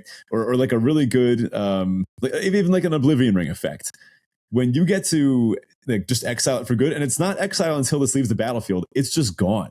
Yeah, I mean, this is going to be a 2-for-1 most of the time. When you sack like a token or a food or some garbage that you have laying around, you're going to feel like you really got them with Troublemaker Oof. I'm thinking this one's going to be a must play for green decks. And then worst case, you just play a 2-mana 2/2, right? Right, yeah, and I think that's the real key with this one. This is a bargain card that is just fine without bargain. You're just really happy to have the options to do the bargain thing if you want to do that. And sometimes that might be like sack your young hero roll to get rid of your opponent's cursed roll that's on one of your creatures to make your creature a real creature again. But it hits artifacts too, so there's just a ton of, modularity with this card too. Tons of flexibility and options. I love it a lot, and I think probably in the running for top green common that I can think of, or at least in top 5, right? Some goofball is going to play Phyrexian Unlife and go to like -5, and I'm going to slam this. Yeah, you are. You're going to feel great about it. Yeah. All right, on to white-black Nightmare Fuel. This is... Well, I think this is an interesting one. Our signpost here is Neva Stalked by Nightmares. This is 2 white-black for a human noble. It's a 2/2 with Menace. When she enters the battlefield, return target creature enchantment card from your graveyard to your hand. And whenever an enchantment you control is put into a graveyard from the battlefield, put a +1/+1 counter on her, then scry 1. Okay. Now, this is like turbo rolls, right? Because every time you put a roll on, the last one goes to the graveyard. It leaves immediately because it's a token. But, I guess you just want to make as many rolls as you can. Seems that way, yeah. And this one, I appreciate that this one lets you get back creatures or enchantments. So even though your rolls go to the graveyard because that's how the game works, you're not actually able to get them back with this because they're tokens. So they, state-based effects remove them from the graveyard. But this does let you get the creature back that maybe generated the roll, and then you can also just grab random enchantments as well if you happen to have those in your graveyard. So I do like this card quite a bit. It feels like a nice full package. 4 mana 2/2 with Menace, not where you want to be. So you really do need the rolls thing or enchantments thing going to make this card playable. But in the decks that can really do that, I think this is one of your linchpin cards. I was thinking about it. Like, let's say it's turn 3. You swing your 3-drop into their 3-drop. Your opponent trades off, implying that they want to play the long game, right? If they were playing an assertive game, they just take the damage and try to swing back. But if your opponent trades off, then you just go, okay, Neva, get back my 3-drop, and then you're set to start churning up a ton of value. It's a Gravedigger, right? Like 4 mana 2/2, get a thing back from your graveyard on ETB. Yeah. When I saw it first, I was like, yeah, this seems a little understated, but I think Menace is actually pretty good. It's going to grow. If this thing becomes a 4/4 Menace, then that's like a real body to deal with. Well, that's the key right there. The fact that it grows, because I think if this just sat around, like the Menace didn't matter because you're not attacking as a 2/2 even with Menace in the late game. But the fact that it grows, it gets bigger, it's going to do its thing. I do like that, and you're getting the incidental value back just because it's going to get you a creature out of the graveyard. So even if they kill it before it can really start to accrue value, you've already gotten a card back, so you're good, right? So I'm definitely like the card. I was a little unhappy with the stat line, but after talking it through there, I think that makes a lot of sense. Yeah, implies it's a super grindy vector. Yeah. On to our adventure, Shrouded Shepherd. This is 1 and a white for a 2/2 Spirit Warrior. At uncommon, when enters the battlefield, it's very cool art. When it enters the battlefield, target creature you control gets +2/+2 until end of turn. And it has an adventure at sorcery speed called Cleave Shadows, 1 and a black. Creatures your opponents control get -1/-1 until end of turn. Sorry, rats. Finally, a 2-drop that's not good on turn 2. Yeah, I mean this just demolishes the rats and and fairies too. Wow. So again, a great way to stabilize if your black-white deck was getting overrun by a bunch of little rats. This will take care of that. But then playing this on turn 2, it just doesn't really do anything. This is the one that you kind of do want to just let sit in your hand for a while. It's just otherwise it's just a 2/2. I guess it's fine to trade it off and get it back with Neva. It's flexible, right? It's a flexible enough card that this will be good. It does feel like this card was supposed to have flash on it, though. Yeah. Because like if it had flash, it could ETB, pump itself as a blocker, and maybe trade up for something really, really interesting, right? Mm-hmm. Otherwise, this is just kind of a modal thing. If you want a body on the ground, you play the body. If you don't, and your opponent's kind of going wide with tokens, you just play the Cleave Shadows and then get the body later. Not one that I'm super excited about, but they're probably I'm going to probably cast this more as Cleave Shadows and almost not even care about the creature most of the time. And honestly, every black deck would want this for the sideboard, right? Like in case they play the heavy rats matchup. And it's just stuff your opponent controls. So even if you're playing rats, you'd probably still take this and just side it in against the rats mirror. All right, so for white, we have Knight of Doves. This is 2 and a white for human knight at 1, and it's a 1/3 at uncommon. Whenever an enchantment you control is put into a graveyard from the battlefield, create a 1/1 white bird creature token with flying. This isn't Murmuring Mystic, but we're almost there. We're kind of trying to make it work. Enchantress Murmuring Mystic. Yeah, white. This is the type of effect that's usually capped by once per turn, and this one's not here. I like it. I agree. Yeah. This is, again, the value of this card is completely contextual. So this is why this is a really good one from a vector perspective. This could be the best card in your deck. If you have a lot of really cheap, really easy ways to make rolls, or you're making tons of enchantments, Knight of Doves is going to put in a lot of work. It's going to be a great 3-drop. If you have like a 2 or 3, maybe even 4 ways to make rolls, you probably don't really care about Knight of Doves that much. It's still going to be a player in your deck. It's still going to be okay, but yeah, this really cares about the context of the deck that you're putting it in. And this is a fragile card, right? Like basically anything can attack into it except an X1. Like a 2/2, let's say your opponent attacks their 2/2 into this. Like, do you risk it dying to whatever that monster pump spell was, the 3/2 trample? Like this thing is a little, you want to be able to grind the game out and get this thing online, because it definitely doesn't start online, right? Maybe on turn 4 you need a way to start sacking the stuff, because really I think you're happy with this once you, like, if you can get 1 bird off of this, you're like, okay, I've gotten my 3 mana's worth. But you did put something into the graveyard, so you have to be getting value there too. Once you start making 2 to 3 birds off of this, then you're going to start grinding out. Also, there's kind of a delay to this effect, because if let's say you have no enchantments on board, you have no rolls on board, because just for the sake of argument, those are the easiest to get into the graveyard. If you have no rolls on board when you play Knight of Doves, you've got to first play a roll, then play another roll to get the first one into the graveyard. So there's a little bit of a delay to that. And unless you have like really reliable ways to sack enchantments or otherwise be churning rolls out multiple times a turn or something, this really isn't going to be Wingmantle Chaplain. Is not, right? Like it's not making you birds. No, actually, at a crazy rate. There is a cool way to stall out the game with this. If you leave back a blocker that has a roll on it, then your opponent is not excited to attack into it, right? Because then you just let that thing die and start grinding and start getting. But like, how birds. often are you just like, man, I really want this creature to die so I can make a 1/1? Yeah, you're just incentivized to trade, I guess, right? Where it works really well is with the cursed rolls. Right. But your opponent controls those. So that doesn't even work at all with those, actually, now that I'm talking about it. Unless you put one on your own thing, I guess. I don't know. I think this has some utility. Yeah, I guess. I mean, if you curse your opponent's thing and they block with it, then it'll trigger this. But they could also just not block, and then you're not getting your thing. So, yeah, I think you're going to have to really build your deck properly. This is almost like a build around like B-, I guess. This is definitely I mean, it's a build. You could make a deck You can make a deck out of like Knight of Doves and our next card, Savior of the Sleeping, like 3 of each of these, and the deck just won't do anything if you don't have the vector ways to reliably trigger it. Like if you just forget to put roll cards in and like you don't have a lot of good enchantments to go to the graveyard, then your deck is just going to be really bad because your vector is just way off point. For sure. And yeah, as Ben mentioned, Savior of the Sleeping is the next card here. This is 2 and a white for a human knight at common. It's a 2/3 with vigilance.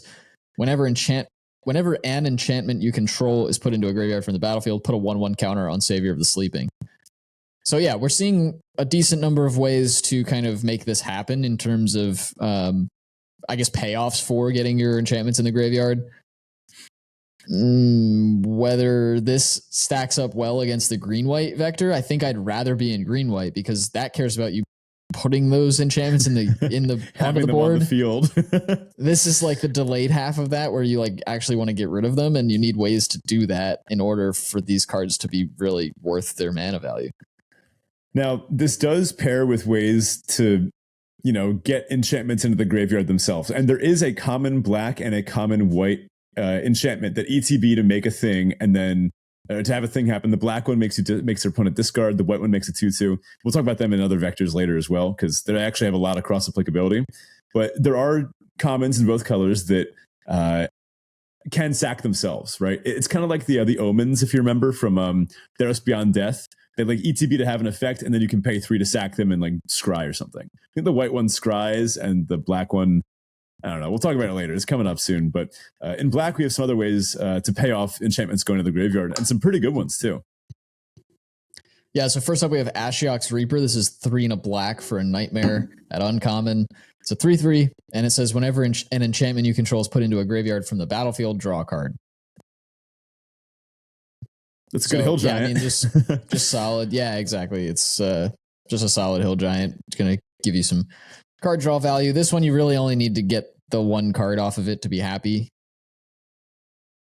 Any more than that is just icing. So this one will probably see play in every one of these black-white decks. But again, it doesn't do a thing if you can't get an enchantment in the graveyard. Nope. It's just a 4-mana 3/3.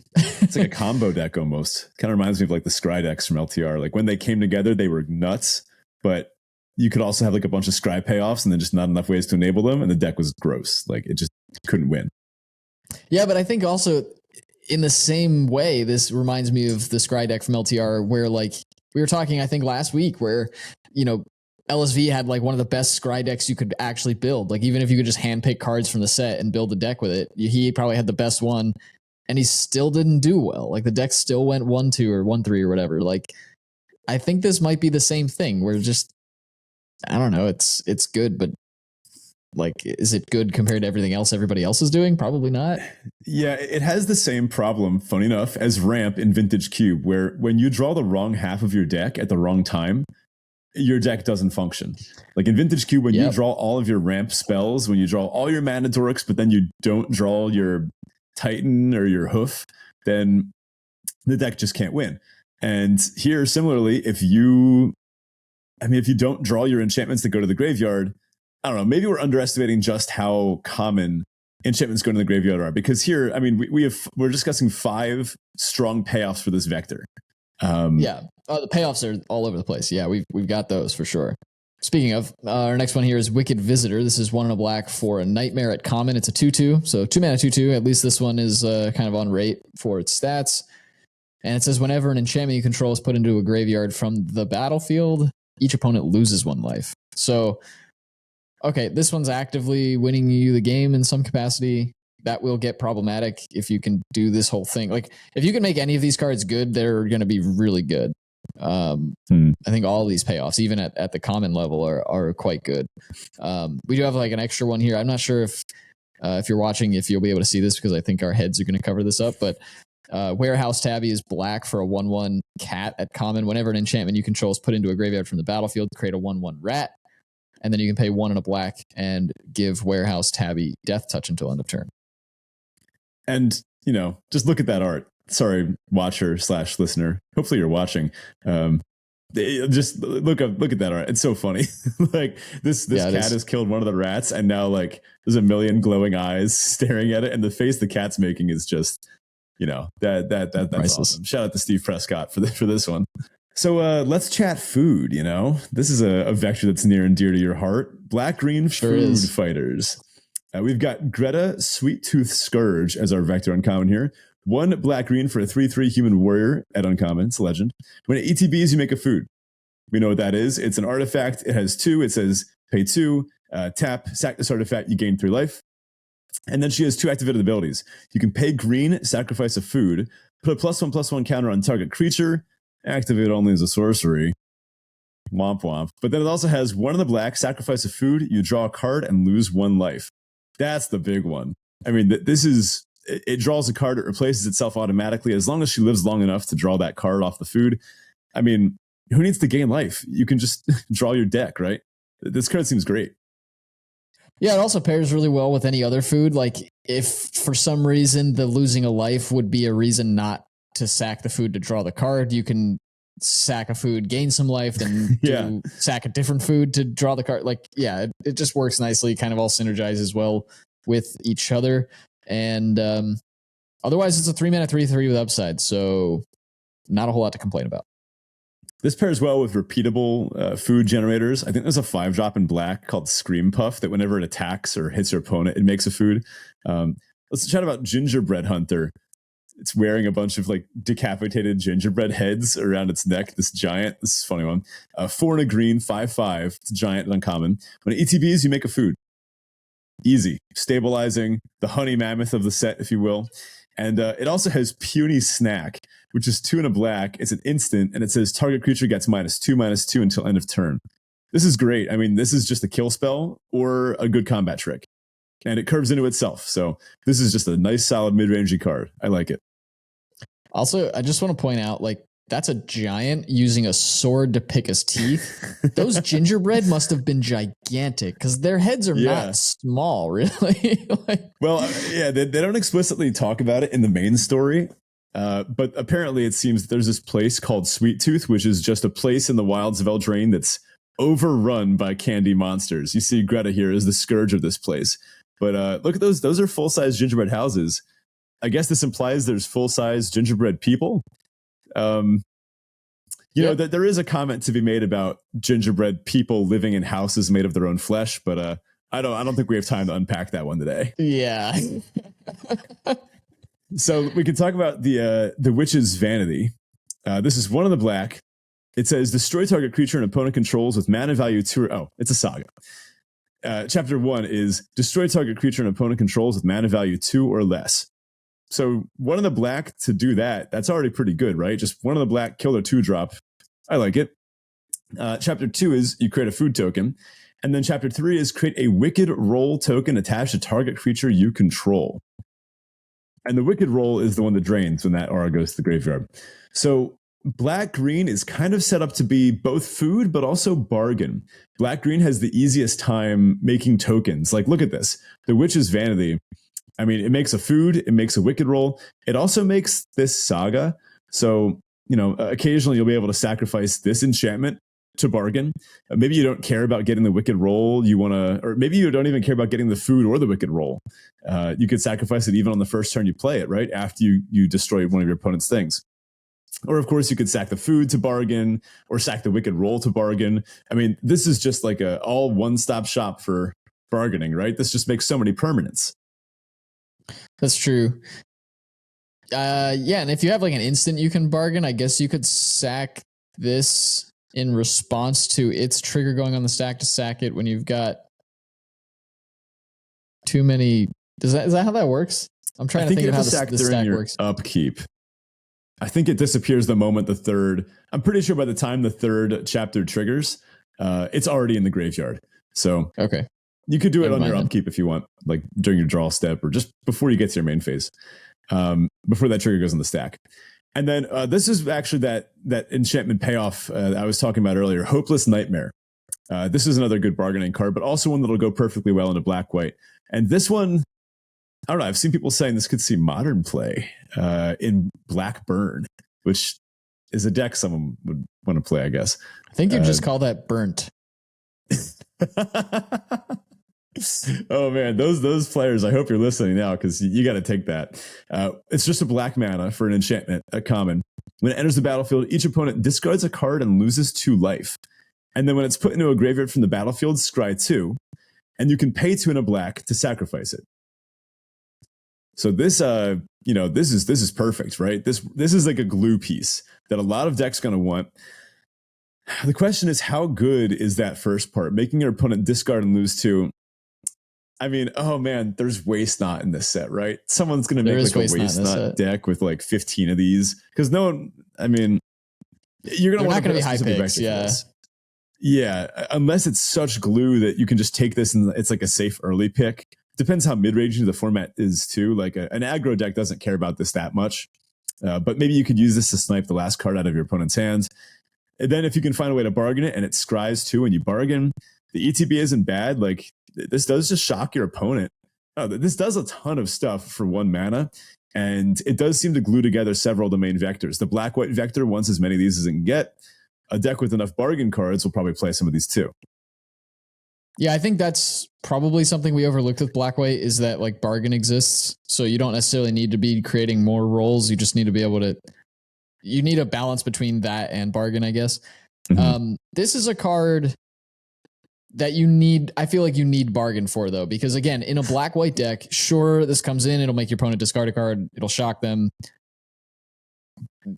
Then it just sits on the board, and then you need to put 3 mana into it to you don't want to have to do and maybe make a 1/1. Like that just doesn't feel like what you want to be doing. But in a bargain deck, I think this card is going to be pretty solid, and you're going to enjoy it. Yeah, you never want to have to pay that 3 mana. Like that's worst case scenario. Exactly. Yeah. Now here's one I think you'll like if you're not already familiar from like putting in all of your commander decks. Knight of Sweet's Revenge, 3 and a green enchantment and uncommon. When it ETBs, you make a food. Foods you control have tap to add a green.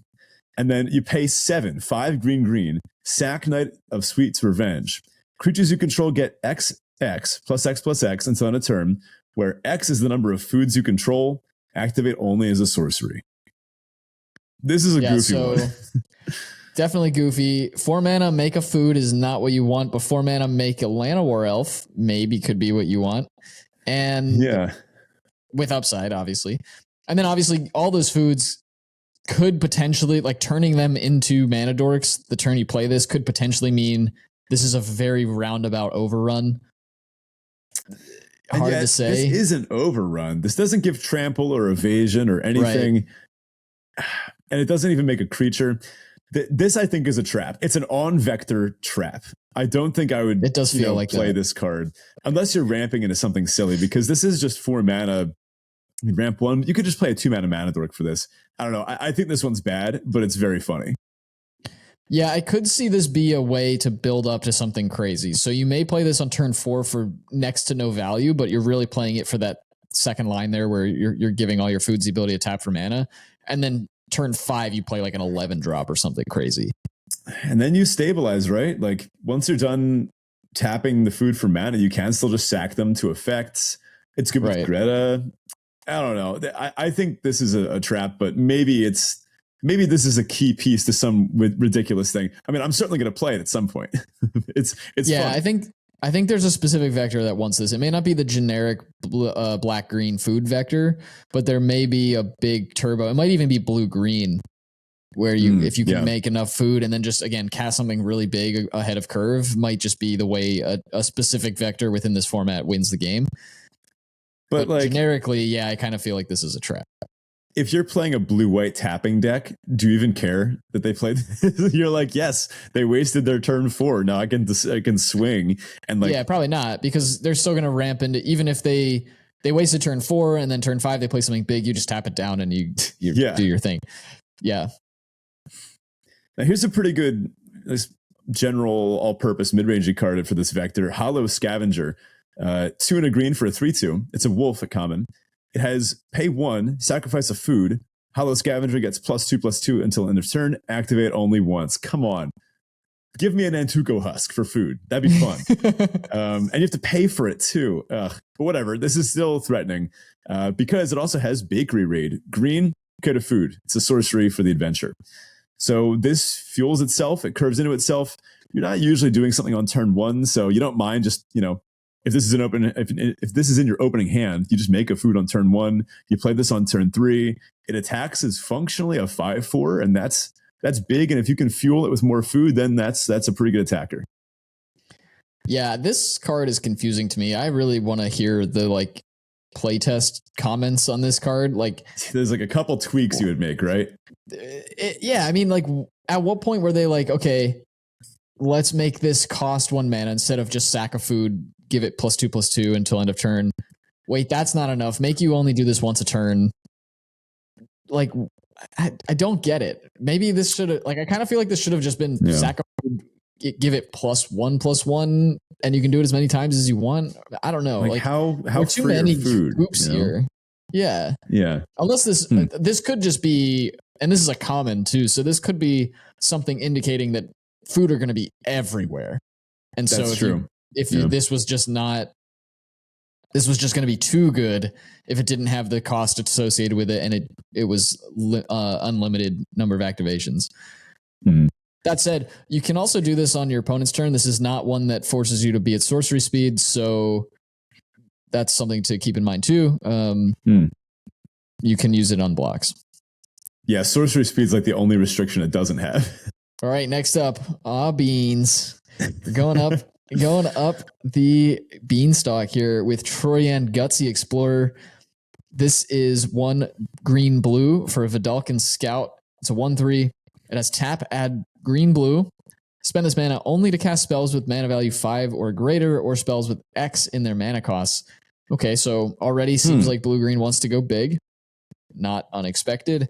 And then it also has the activated ability of blue, tap, draw a card, then discard a card. So nice little looter here. It's not free, but hey, we'll take it. And I think it's pretty obvious what this is doing, right? We're churning through the deck. We're going to play some big creatures. Vector seems pretty on par for green-blue decks. Yep. I mean, this puts you to 6 mana on turn 4. You cast all your 6 drops, which will trigger. We're going to see that this cares about stuff with mana value 5 or greater, so it can do that easy. And then if you don't have any in hand, you can find it with a looting ability. Seems really strong. It's a mana dork that's good early and good late. And it is a 3 mana 1/3, so, it might be a little loose to a quick assertive start from a red-white deck, but, it can still block. And this also a little note here. Oh, go ahead. What's up? I was just going to say, this does let you potentially play a 6-drop on turn 4, which is pretty solid. Yeah, and that'll stabilize. The flavor text: the streets of Ravnica were stifling. Eldraine is an endless adventure paved in gold. If you're wondering what a Vidalcan is doing, this Troyan here must have gone through one of the Omen paths. So I guess it's now canon that anyone can just be anywhere. Cool. He is a gutsy explorer. Yeah, that's true. Oh man, this next card. Can I interest you in a new elk? We've got it's a Tempest good one. Heart. They made an adventurous elk. Yeah, Tempest Heart. This is a 3/4 for 4, 3 and a green with trample. Whenever you cast a spell with mana value 5 or greater, put a 1/1 counter on it. And then it has an adventure, which is called Scan the Clouds, 1 and a blue for an instant, draw 2 cards and discard 2 cards. It's an actual good elk for my Giganta deck. I mean, Giganta, you know how many bad elk are 5 mana 6 lonely 3 sandbar, no text? Yeah. They're all this. This is an on vector deck. It's also an elemental elk, which Giganta is also an elemental elk, an elkamental, if you will. So it rummages early or loots or whatever. Draw 2, discard 2. It's basically a frantic surge. Oh goodness. Okay, let's move on here. You're getting a little too excited, buddy. But I'm happy for you. It's a good card. Whatever. Next up in blue, we've got Galvanic Giant. This is 3 and a blue for a 3/3 giant wizarded uncommon. Whenever you cast a spell with mana value 5 or greater, tap target creature and opponent controls and put a stun counter on it. Obviously, this slots pretty decently into the blue-white vector as well. And we've got an instant adventure here called Storm Reading for 5 blue, draw 4 cards, then discard 2 cards. So yeah, obviously plays well with the blue-white vector, but plays actually pretty decently with Troyan as well, because you can, cast it ahead of curve. This is the kind of, I mentioned a 6-drop, but you could play this on turn 5, draw 4, discard 2, then next turn play the Galvanic Giant. This one with Troyan in play is a little bit less awkward in terms of ordering for the adventure and the creature, but obviously you're going to be able to cast the creature before you can cast the adventure here, so a little bit awkward. But they do play well in that you kind of it's awkward as well, right? Because you want to be able to do both, but in the opposite order, because the giant would trigger off of the Storm Reading. So yeah, it's a little bit weird. It's a funny one. I don't see the blue-white vector caring too much about casting spells of mana value 5 or greater. No. I'm not even entirely sure you'd want this card in that deck. So this is a little bit of a funny vector card. It's kind of split here. It almost feels like it's just trying to check a box that I don't think you want it to. Yeah. You'd rather have this like draw you a card off that proc, right?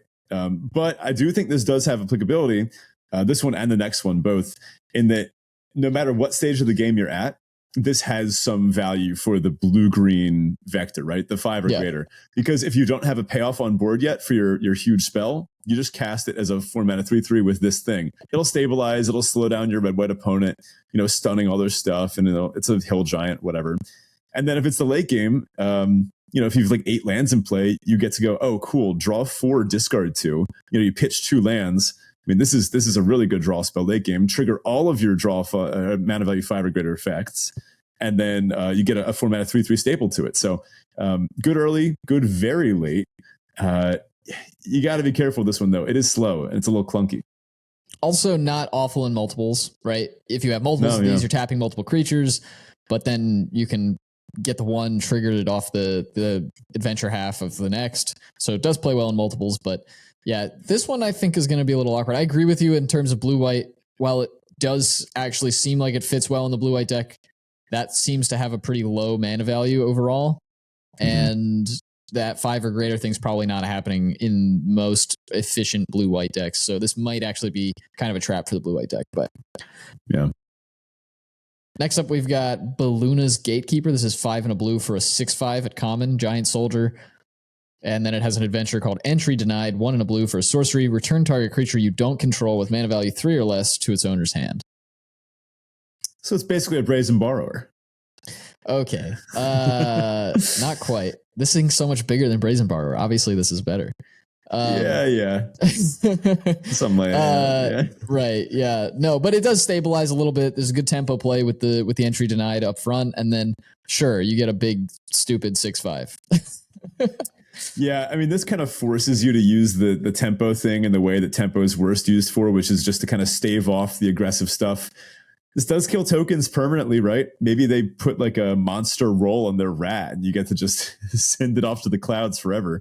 And then it's a 6-mana 6/5, This thing will stabilize, it'll trigger your 5 or greater, and it helps you stay alive while you try to land your land drops and get these big rewards. So it seems like a pretty good piece.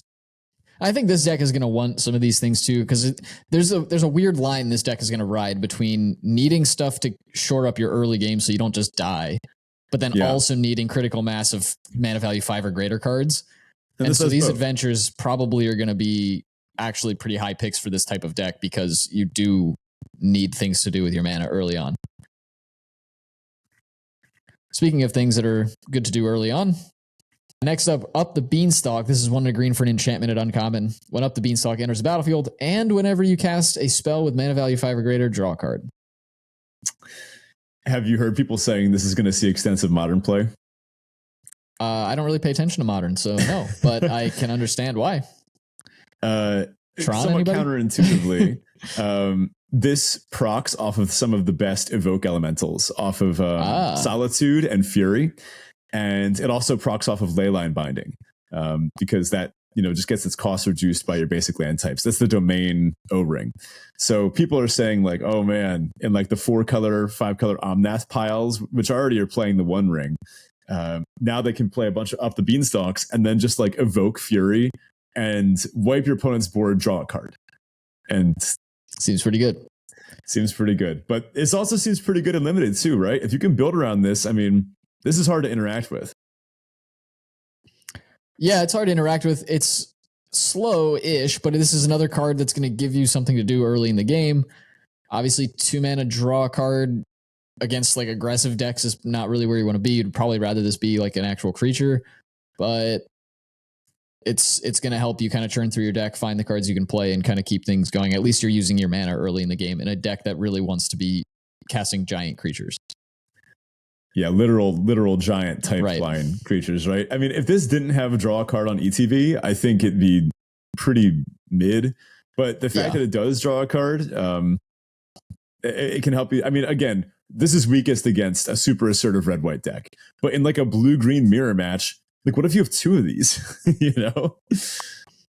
Yeah, this deck's also going to have some weird interactions with white-blue where your opponent like wants to be tapping all your stuff down, but you're not playing anything for them to tap, and then it's just kind of awkward. And they're like, their stuff's not getting triggered, and right. But last up here, we've got Hamlet Glutton. This is 5 green for a 6/6 giant at common. It has Bargain, and it says this spell costs 2 less to cast if it's bargained. Trample, and when it ETBs, you gain 3 life. So this is 5 mana 6/6 trample ETB gain 3. Yeah, sounds pretty good. Yeah, I mean, it's kind of funny. If you bargain away a food, it's like it ate the food.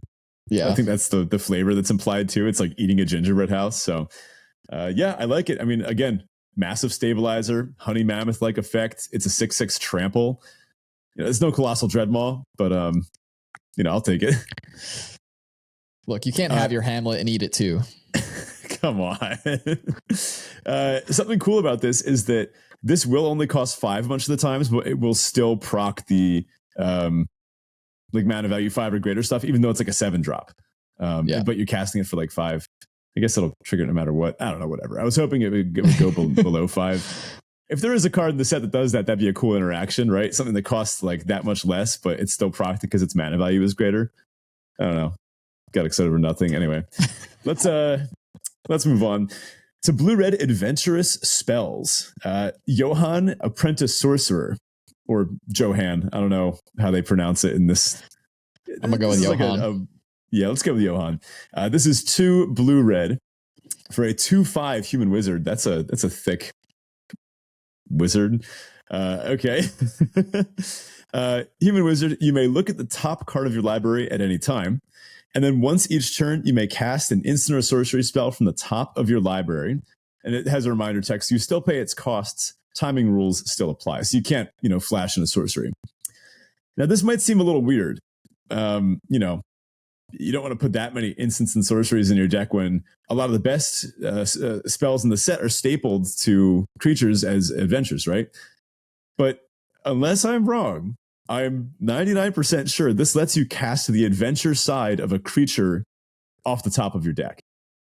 I believe that's true, yes. So that kind of lets you cast adventures and creatures off the top of your library. You just have to make sure you cast the adventure side first. And that won't always work, but it does work with Frolicking Familiar. That's 2 and a blue. It's a 2/2 flying. It's an otter wizard. And it is. I guess that could fly. Sure. Whenever you cast an instant or sorcery, it gets +1/+1 until end of turn. Nice. And then it has an adventure, Blow Off Steam. It's an instant. It says Blow Off Steam deals 1 damage to any target. So if I have this interaction like the way I think this interaction works, Johann would let you play Blow Off Steam. You just ping something, maybe a snipe a rat or a fairy or whatever. And then you get to also, and you do that off the top of your library. And then you can just cast the Frolicking Familiar because then the adventure puts it in exile. Then you just get your 2/2 flyer. I can't tell you how happy I am that they've associated otters with like spellcasting in the Magic universe.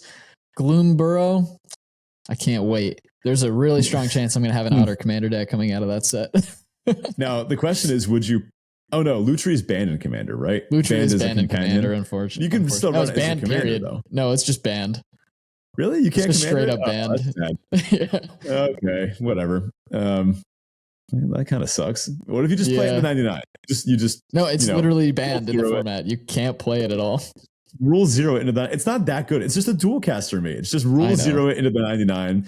Or like, tell you what, maybe put a dual caster mage in your deck, and then when you cast it, just like quick swap it out for a Lutri, and then no one will even know.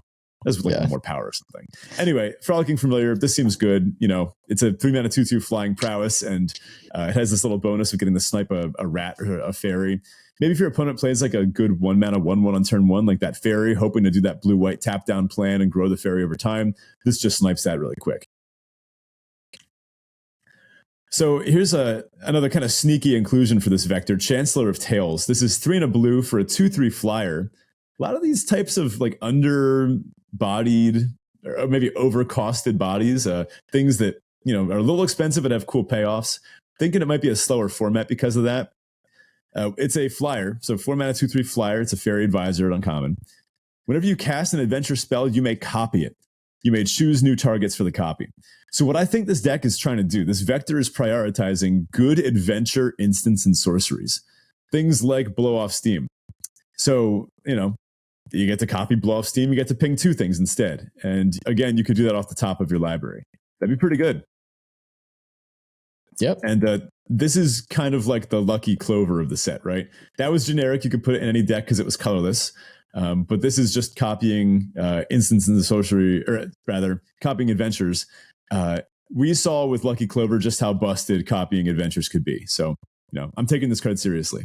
And then a pretty good instant or sorcery, Sleight of Hand. This is a reprint, and this is a really good one. Look at the top 2 cards of your library, put one of them into your hand, and the other on the bottom of your library.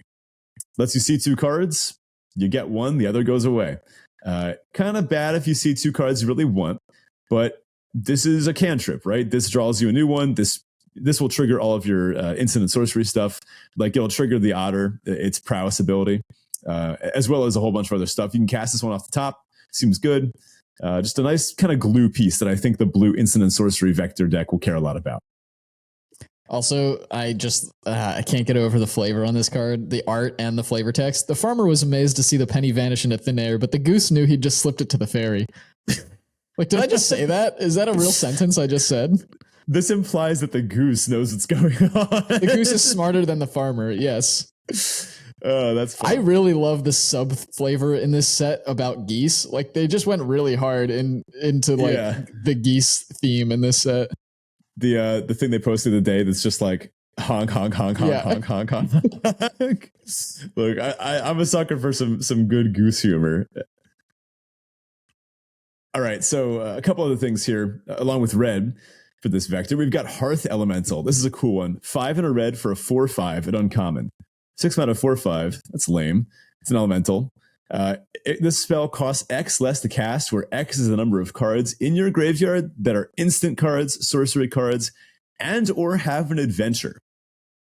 Cool. So it kind of checks your adventure cards as basically having an instant or sorcery. So a creature will count towards this too. This means you can get a really high density for this ability, right? Usually in your blue-red decks and limited, you have to play like 1 or 2 creatures, or you want to cut them so that you don't, fight against the vector of your instant and sorcery payoffs. Think Gandalf's Sanction from the LTR, right? You don't want to play too many creatures because then Gandalf's Sanction would only hit for like 3 or 4 or 5. But this one, it counts your creatures with adventures too. So they count towards your instant and sorcery spell count. And just for the record, this is kind of how all of these affects this clause checking instant sorcery and or adventure. That's how it's claused for the entire set.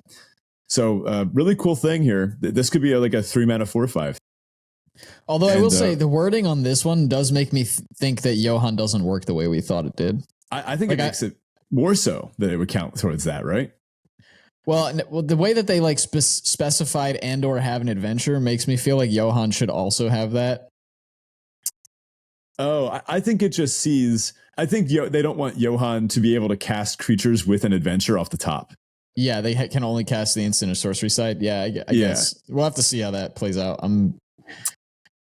Yeah, you're probably right. Pretty sure. I'm hoping that would make Johan way worse. So yeah. I'm hoping you're right. Now this thing also has an adventure. It is Stoke Genius. Stoking, like you're stoking the flames. Oh, that's a card too. I like it. 1 and a red. It's a sorcery for the adventure half. You can discard your hand, then draw 2 cards. Okay, so let's see. Now let's say you see this on the top of your library with Johan. This is nuts with Johan then, because you get to free cast that off the top. Well, not free cast, but you get to cast the adventure part. If you're empty-handed, this is the good templating, right? Where you discard your hand, then draw 2. If you're empty-handed, it's just a 2-mana draw 2. And that's obviously really strong. Then you get access to the Hearth Elemental, and by that point in the game, it'll probably cost like 2 mana. I mean, think like the Serpent, right? The Tellarian Terror. That would sometimes be like a 1-mana 5/5. This, I think, could pretty easily be a 1-mana 4/5. And then you're drawing 2 off of the Stoke Genius. This is great for this vector. Yeah, I'll say too, I don't know that you'd ever really want to do this, but for whatever reason, maybe there's a scenario where you actually want to do this. If your hand has a handful of adventure cards in it, you can discard them. That will make the Hearth Genius that much cheaper. And then you could cast it ahead of curve. Again, not really sure why you would want to do that, but yeah, it does play into itself. Yeah, you have a backup plan of suddenly you realize your entire hand of stuff is invalid and you need a new hand of 2 cards right away. You have that out. There's also Frantic Firebolt, 2 in a red, instant at common. Frantic Firebolt deals X damage to target creature, where X is 2 plus the number of cards in your graveyard that are instant cards, sorcery cards, and or have an adventure. So this is like a common Gandalf sanction. That's really good, although it doesn't hit the player for the trample effect. But this will often be a 3-mana deal 5, 6, 7. It just gets better in the late game. And at base, it's a 3-mana deal 2. But it's not that hard to make this a 3-mana deal 3 or 4. And that's where you really start to hit the sweet spot. That being said, I don't think you want this outside of the blue-red spells adventure vector. Maybe if you're red-green and you have a ton of creatures with adventures, but otherwise I'd get worried. Plus, we even saw that there's ways to self-mill, right? That blue fairy that self-mills puts an instant sorcery or fairy into your hand from the graveyard, but the rest just stays there. This pairs well with that too. Yep. All right, on to our last vector here. This is white-red. Celebrate good times. Come on. Appreciate the reference. Yeah, appreciate the reference. Our signpost vector here, our vector signpost is Ash Party Crasher. This is red-white for a 2/2 human peasant. It has haste, and it has celebration. Whenever Ash Party Crasher attacks, if 2 or more non-land permanents enter the battlefield under your control this turn, put a +1/+1 counter on Ash. So, not happening the turn it comes down, but a 2-mana 2/2 haste, totally fine. And this is going to be the kind of deck where you're going to want to turn 4 play 2/2 drops, right? So, these are the kind of things you're looking to, as well as any 1-mana adventures that create tokens and cheaper creatures that are attached to those. These are different ways you can do that. Similar to, go ahead. You mentioned playing two drops on turn 4. Ash is actually great for that, as long as you sequence it right. Right. Actually, you don't even have to. It's just whenever Ash attacks. Yeah. Okay, yeah, no, that's great. Play 2/2 drops. Ash can be one of them. So good on turn 2, good on turn 3 if you have a 1-drop, good on turn 4. Wait, no, hold on. Not good on. No, yeah, good on turn 3. Or if you have like a 3-mana ETB make a thunder thing, like 3-mana ETB make a food or something. I like it. Yep. And then our adventure here at the uncommon slot, the kind of multicolor adventure, is Imidane's Recruiter. This is 2 in a red for a human knight at uncommon. It's a 2/2. When Imidane's Recruiter enters the battlefield, creatures you control get /1/0 and gain haste until end of turn. So cool. Pretty solid. It also hits himself, so even if you have no other creatures, you're at least giving him +1/0 and haste. And then at the adventure side is Train Troops. This is 4 and a white for a sorcery. That says create 2/2 white knight creature tokens with vigilance. Is this the world's biggest heroic reinforcements? Like you do the world's biggest? Well, think about it. World's most expensive, maybe. Yeah. Yeah. So I think the dream here is you do this with 8 lands in play. The red-white deck that's still going on turn 8. This is an out, right? You'd rather do this turn 5 and then untap and play the Recruiter the next turn. But you could, in theory, play both halves of this in the same turn and swing for 9 haste. That's kind of cool. Yeah. Well, assuming that there was nothing else on the board, but you're likely swinging for quite a bit more. Yeah.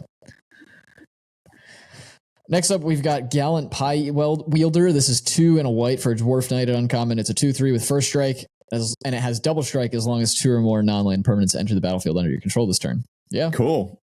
3 mana 2/3 first strike. They don't print those that often. I mean, that this just sits back and makes rats look like ridiculous, right? Yeah. This invalidates a lot of ground attackers, and you're happy to leave it back until you can trigger Celebration, and then you just slam with the 2/3 double strike. That's impossible to block. This is a great card. Yeah, there's another one. So you just love like turn 2 Ash, turn 3 Gallant Pie Wielder, turn 4 2-drop 2-drop swing. You're feeling really good at that point. Time for your just desserts. Yeah. Nice. Now, this is another big card. This one. Yeah, Hopeful Vigil. 1 and a white for an enchantment at common. When Hopeful Vigil enters the battlefield, create a 2/2 white knight creature token with vigilance. When it is put into a graveyard from the battlefield, scry 2, and you can pay 2 and a white to sack it. This is kind of part of that cycle that Ben was talking about before. We saw the black one earlier. This is 1 card, makes 2 permanents for 2 mana. Yeah, does all the things. You're pretty happy with this one. Mm-hmm. And it has the exact same like text line as the black one, where when it's put into a graveyard, you scry 2, so it's great to bargain. But you can also pay 2 and a white and sack, so it has that out. I feel like a curve of the 1 mana black one into the Hopeful Vigil, that sets up that black-white deck in a way that I don't think we saw because we were looking at just the payoffs. Right. But if you have like 4 to 5 of those 2 cards, the black one and this one, some mix of the 2, then your deck can really churn, right? And this obviously just triggers Celebration by itself. The 2/2 Vigilance Knight is a good body for 2 mana. And it's fine to bargain in like a red-white deck too. So I see Hopeful Vigil as one of the top white commons easily. I think this is a very important card for the format. Yeah, definitely for this vector. And like you mentioned, white-black as well. I think maybe the only white deck that doesn't particularly care to have this might be blue-white, but you're not going to be upset with a 2 mana 2/2 regardless in that deck. And then on red, we've got Belligerent of the Ball. This is 2 and a red for an Ogre Warrior at uncommon. It's a 3/3, and it has Celebration. At the beginning of combat on your turn, if 2 or more non-land permanents enter the battlefield under your control this turn, target creature you control gets +1/+0 and gains Menace until end of turn. Nice. Yeah, not too shabby by itself with 3 mana, 4/3 with Menace, if you can do the thing. Celebration is one that I feel like is going to be very difficult to keep up with as the game goes. So this will definitely, I mean, it plays into the aggressive nature of this vector, right? Because you can't keep doing the whole and make 2 non-land permanents enter the battlefield every turn thing. Yeah. You probably only have like 2 or 3 turns of that if you're lucky. So yeah, you really want to close the game out once you can do that.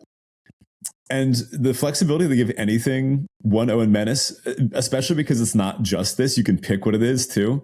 Right. This does make it a pretty flexible card, right? You can give maybe your flyer Menace so that it can attack through their single chump blocker they left back. So cards that ETB to make 2 bodies obviously pair really well with this card and the whole vector. The next of which we see is a bunch of good boys. And is that a rat? That is a rat, yes.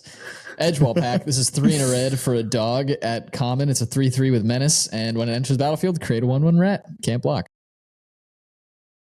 Huh. So this is a solid body, right? 4 mana 3/3 Menace is pretty decent. What was that stupid the Draft Chaff hero from All Be One? Did you just call a Draft Chaff hero stupid? Let's be honest. We know this one was bad, right? Well, I don't even remember the name, and I love our Draft Chaff heroes, but this is like our least favorite one in the wild. The 4 mana 3/3 haste ETB make a 1/1. Chimney Rabble? Yeah, the rabble.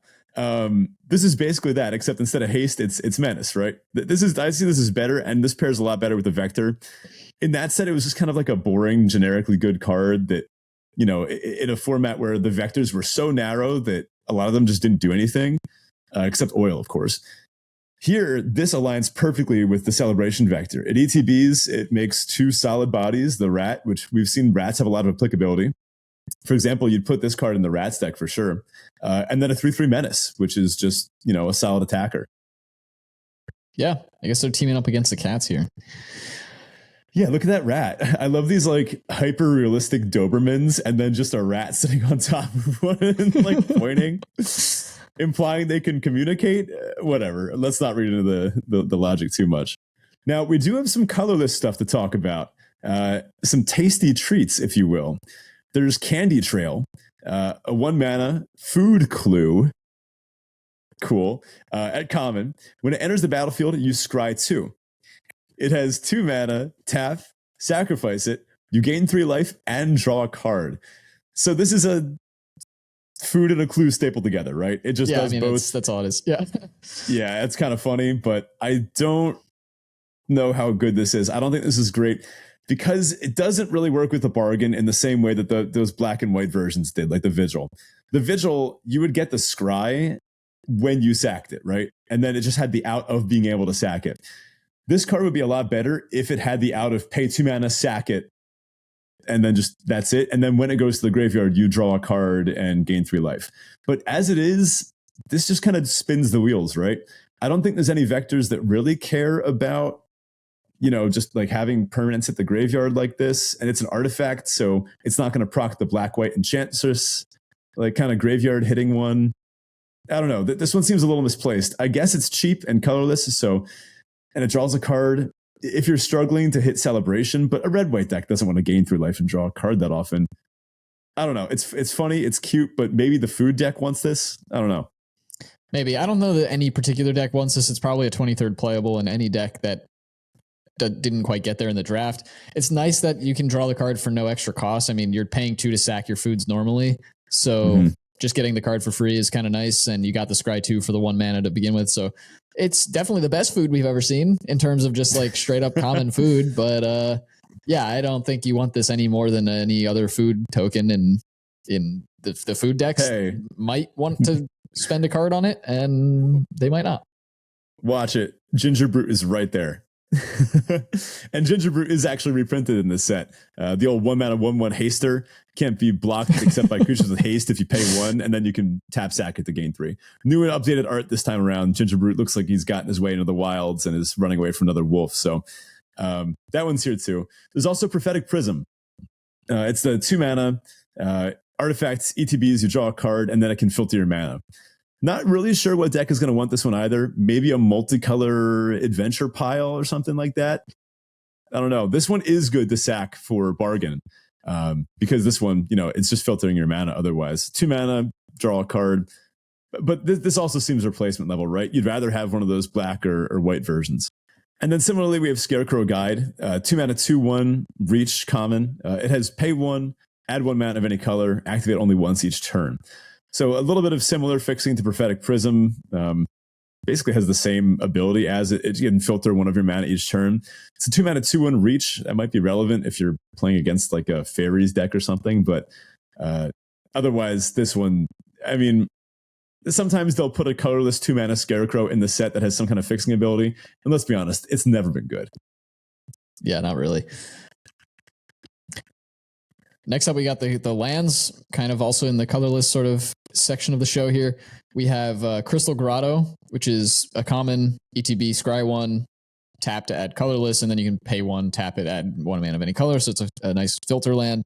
And then also Evolving Wilds. We see these in pretty much every set, but just worth mentioning here. There are ways to filter your mana in this format, and none of them are inefficient. A lot of times we'll see cards that are like pay 2 mana and tap to add 1 mana of any color, so you can kind of pay extra to filter your lands. These are all just 1-for-1 filters, which is pretty nice to see, and implies that there are going to be some kind of wedge decks at the very least. Like you may need them for splashing. Crystal Grotto is probably going to be a super solid pickup in just about any deck, unless you're maybe in red-white, like strictly red-white, and you really need to not have ETB. Well, this one doesn't even need to be tapped, I guess. So Crystal Grotto is pretty solid. Colorless lands early can, once you put 3 of these in a deck, you're really starting to push it, how aggressive you can get. 2, I think, is maybe the most you'd ever play. Because, I mean, what if you just draw 2 of these in your opening hand, and then you have a bunch of multicolored spells and you can't cast them? That being said, I do think this is a way to freely splash some of those kind of off-color adventures, right? This means you can put those cards into any deck that touches either half. It's actually kind of better to be main in the adventure half and then splash the creature, because you usually want to cast the adventure half first anyway to get maximum value out of the card. So Crystal Grotto, I think you will pretty much just, if you have a couple of those, a package of like 2 of those off-color adventure cards and like 1 to 2 Crystal Grottos or 1 to 2 Grotto and Evolving Wilds, that's basically a free splash. Yeah, I'll also say, I mean, I did mention that these aren't inefficient. When you put this effect on a land, it is inefficient because you are still spending technically 2 mana, but you know, it is what it is. Now, before we send you on our way with our top comments in each color, we're going to do a full show on Enchanting Tales, but we want to run you through some traps real quick to make sure you don't put any of these in your pre-release deck unless you really know what you're doing. Okay, we're going to bullet speed these. Intangible Virtue. Don't put this in your deck unless you have a million token makers. You know, you want a lot of tokens because this doesn't buff your non-tokens. And the rats having vigilance doesn't actually do anything. The ley lines. You don't want to put these in your deck, except the flash one. That one could be interesting. I don't know. We'll see. The blue one that gives flash. But the Leyline of the Void and Leyline of Sanctity, the black and white ones, you don't want these. I don't think the red one's that good either. And the green one actually could be something. I don't know. The black and white Leylines, though, don't put those in your deck. I joked about Phyrexian Unlife earlier. I would not advise playing this. 3 mana to gain 10 life is usually not worth it. And that's 3 mana to gain 10 life and pray your opponent doesn't have a disenchant effect, of which there are plenty in this format. As for Told, you know, you're going to put one in your deck, Zach, but, you know, I hope the listener doesn't, because this is just so slow. It doesn't really do anything. It functionally just adds mana. You can't really spend time doing that. Omniscience. Bit of a joke of a for card. Your blue-white tapper deck. Yeah, okay. Omniscience. Don't put this in your deck. Yeah, it's fun. Just sell it. It's going to be worth like $20. You know, take it. Be happy you opened it. It's got great art. No, but you just can't, like, what are you going to do? Play your 10th land and then cheer as you can now play stuff for free? You already could play stuff for free. You have 10 lands. Polluted Bonds. I think this one's a trap. 5 mana. Whenever a land enters under your opponent's control, they lose 2 life and you gain 2 life. You could side this in against blue-green ramp. But besides that, I do think this is bad. I mean, your red-white deck opponent just looks at this and goes, okay, I just won't play any lands. I'm done. I will say I'm going to just foretelling it now. You're going to get run over by a blue-green Omniscience deck, and you're going to completely change your opinion on Omniscience in this format. I still don't think it's that great, but I think because it triggers the 5 mana or greater thing, and then it makes all your spells free that will continue to trigger all those things, it might have a home in a very tight, very specific vector. Are you saying you want to build like a double up the beanstalk, like all ramp cards? Yeah. It's a very tight vector, but I think there is a place for it in the format. But don't put it in any other deck. That would be kind of cool. I gotta give you that one. Couple more. Prismatic Omen. 1 of the green enchantment. Lands you control are every basic land type in addition to the other types. Okay. You did it. You have fixed your mana perfectly. As long as you draw this card. And then it doesn't actually do anything. Unnatural Growth. I don't see this working. 1 green. And does it even matter what the card says after that? Like, I will say this can work in some very long game decks. Maybe if you can skew your red-green deck to be mostly green sources, but I mean, this would have been good in Old Eldraine where you were encouraged to play monocolored, and this doubles the power and toughness of all the creatures you control, which is a strong effect. But think of this as like an 8-drop, not as like a 5-drop, and you don't always want an 8-drop. But Ben, if I play Prismatic Omen on 2, then I can Unnatural Growth on 5 no matter what. All right, you got me there. You know what?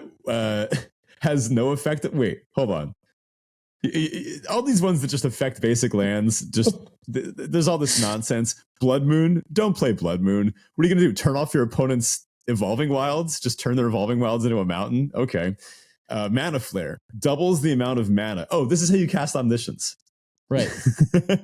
you Mana Flare. Unless your opponent dumps their hand the turn after you play it. And then because if you Omniscience, you play your whole... You have to Mana Flare Omniscience in the same turn. So you need like still 10 lands or whatever. But if you Mana Flare, then your opponent also gets to cast their whole hand. It's like you gave your opponent an Omniscience too. But don't play Mana Flare. A lot of these, their biggest problem is they put you down a card for the effect. Like Mana Flare, Prismatic Omen. These are good cards, right? They do things. These are good effects, but you're spending a card to do it while your opponent's playing a 3-mana 3/3. And this is limited, not commander. Waste Not is in this set. I don't know. Someone's going to build a good Waste Not deck with like 4 copies of that 1 black discard. Oh, and there's the Fairy Thoughtseize too. And there's like a 4-mana make your opponent discard 2. I don't know. I don't think this one's good, but someone will first pick it and then take every single card that says discard on it, and it'll be a kind of cool deck. Unless they don't draw the Waste Not. You might say you should waste not a pick on this one. I'm certainly waste notting a pick on this. Similar with Sanguine Bond. Whenever you gain life, target opponent loses that much life. You can turn your food into lightning helixes that can only hit your opponent's face. No thanks. Wait, you're trying not to get me to take this card? Okay, if you open one of these in paper, you should just take it. This is a high value card, but whatever. Let's run through some top commons real quick. In white, we've got Hopeful Vigil. One on the white, make it 2/2 with vigilance. Love it. It triggers all sorts of stuff that you want. It's good for bargaining. It triggers celebration. I think this will be great. It's even enchantment, that's just going to proc some stuff.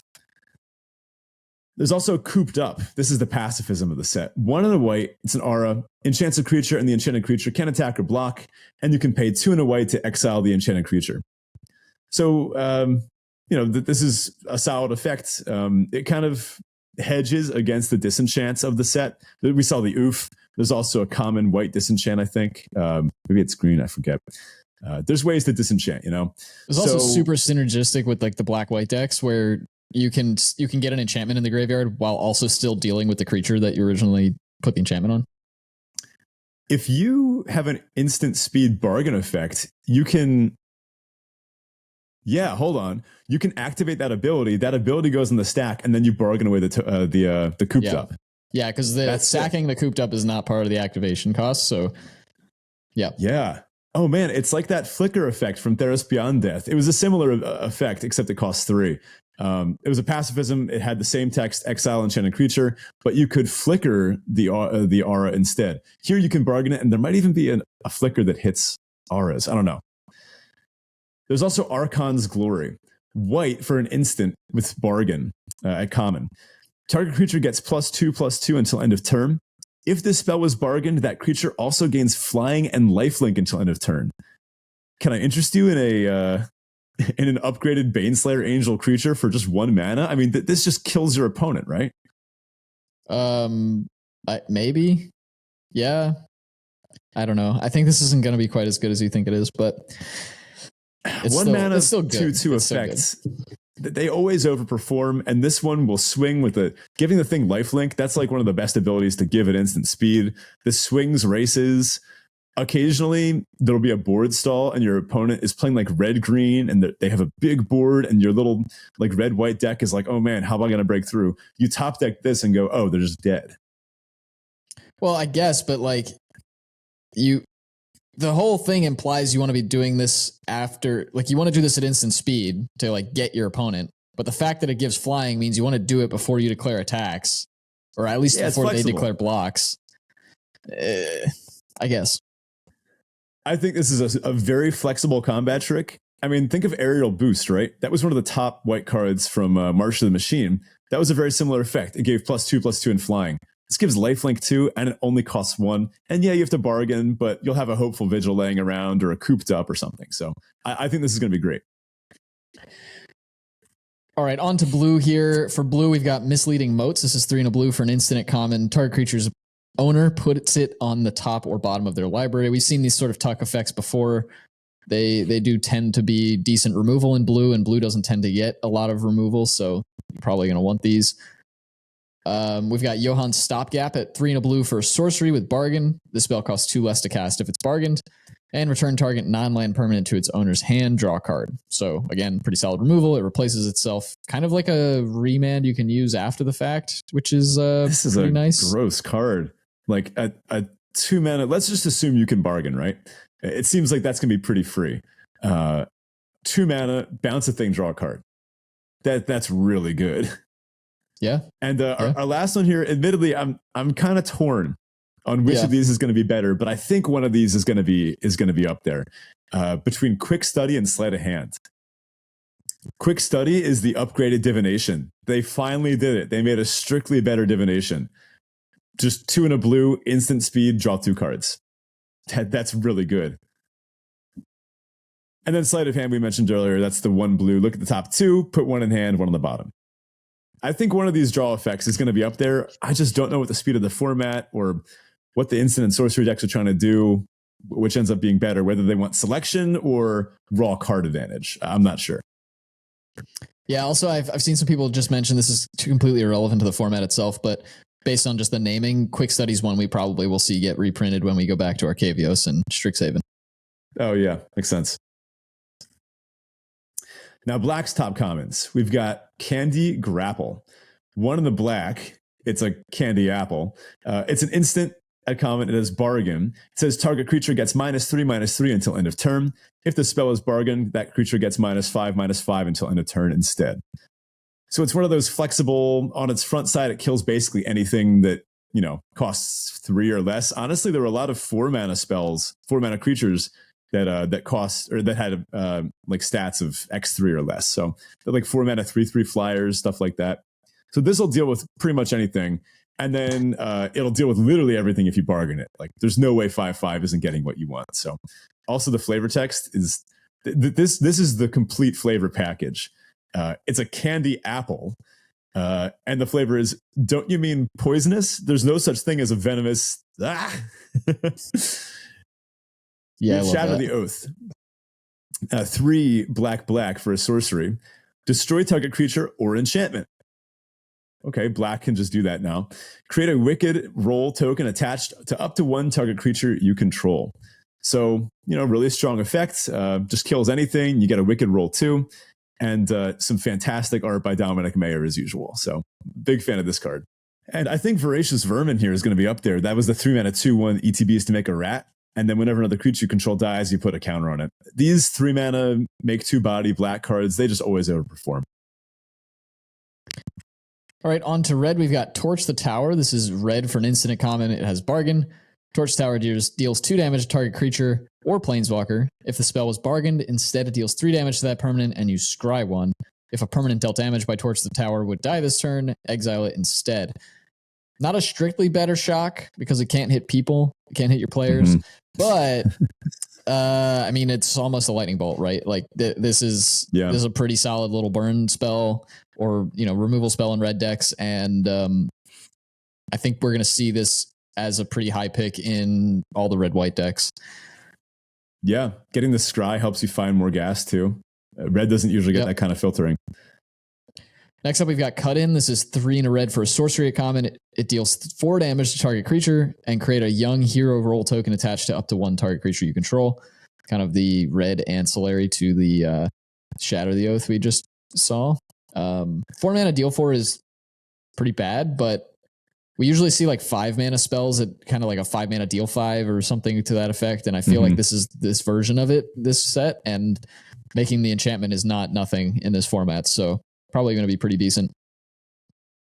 And then lastly, we've got Edgewall Pack here. This is 3 in a red for a 3/3 with Menace. We talked about this one earlier. Makes the 1/1 when it ETBs.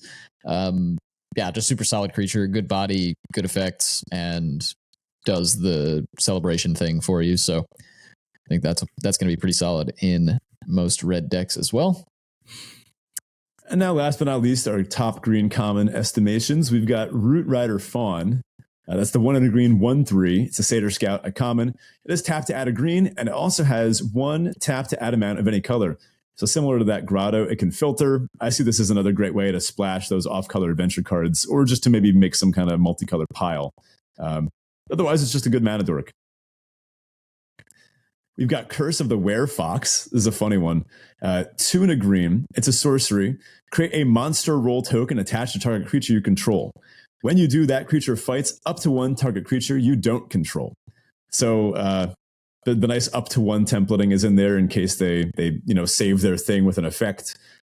Plus, this is adding a permanent +1/+1 to your thing and giving it trample too. So you can probably use this, punch one of your opponent's things, and then attack through for a bunch. And last but not least, I have maybe a hot take one here, but this just seems like such a good value card. Ferocious Werefox, 300 green for a 4/3 trample. And then it has guard change as an adventure. That's 1 of the green instant, create a monster roll token attached to target creature you control. And that just gives it 1/1 and trample. And that's an instant. So an instant speed +1/+1 trample aura that'll also proc all of your aura stuff. This just seems like such a good rate that I feel like you're never cutting this card from a green deck.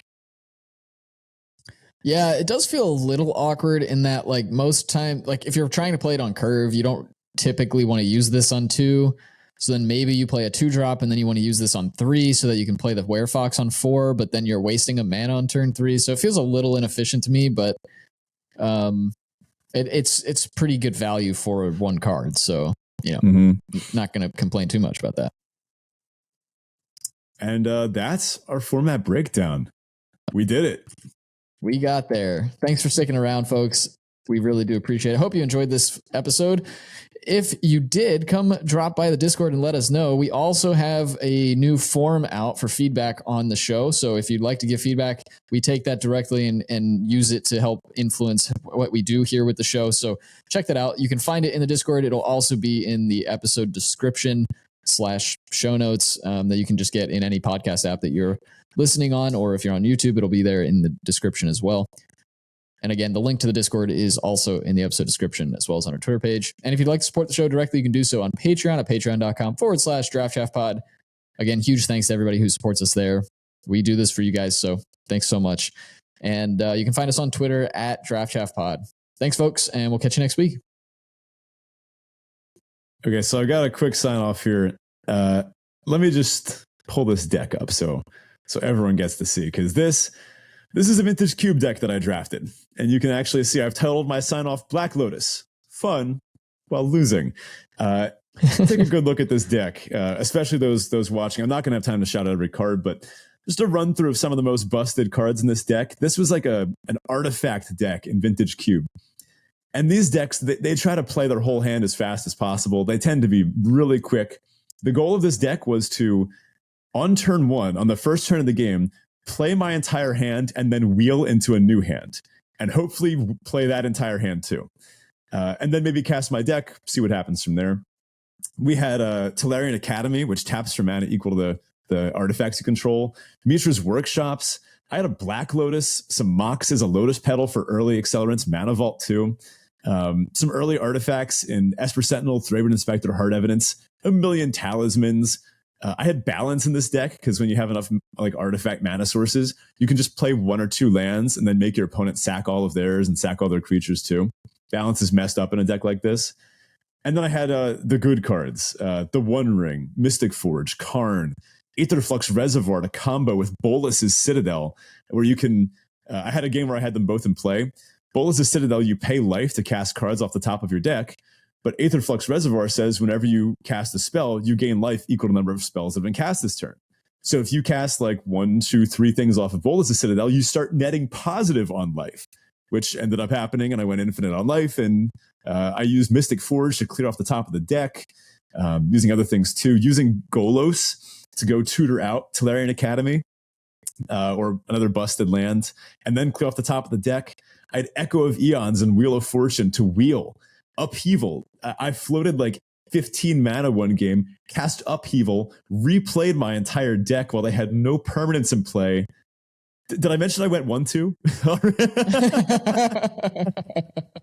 Because this deck was so much fun. One of the most fun decks I've ever piloted in my life. If you've never played Vintage Cube with a Black Lotus, especially in a broken shell like this, it is absurdly fun. It is the peak that you can do in Magic. But one of the games, I actually did all of this. I played all my stuff, cast a nonsensical amount of things, made like 15 Karn tokens. And then my opponent on my end step went, Pestermite, untap, Kiki Twin. And then the game just ended. Because despite this deck being incredibly good, it was actually missing some things. It was missing like a tinker for the early consistent Bolas's Citadel. It was missing interaction like Force of Will and Force of Negation to make sure my opponent couldn't resolve their game plan. So Vintage Cube for all that I love it. And for even getting to pilot a busted pile like this. And I gotta say, the games that I won were a lot of fun, but the games that I lost were usually pretty embarrassing.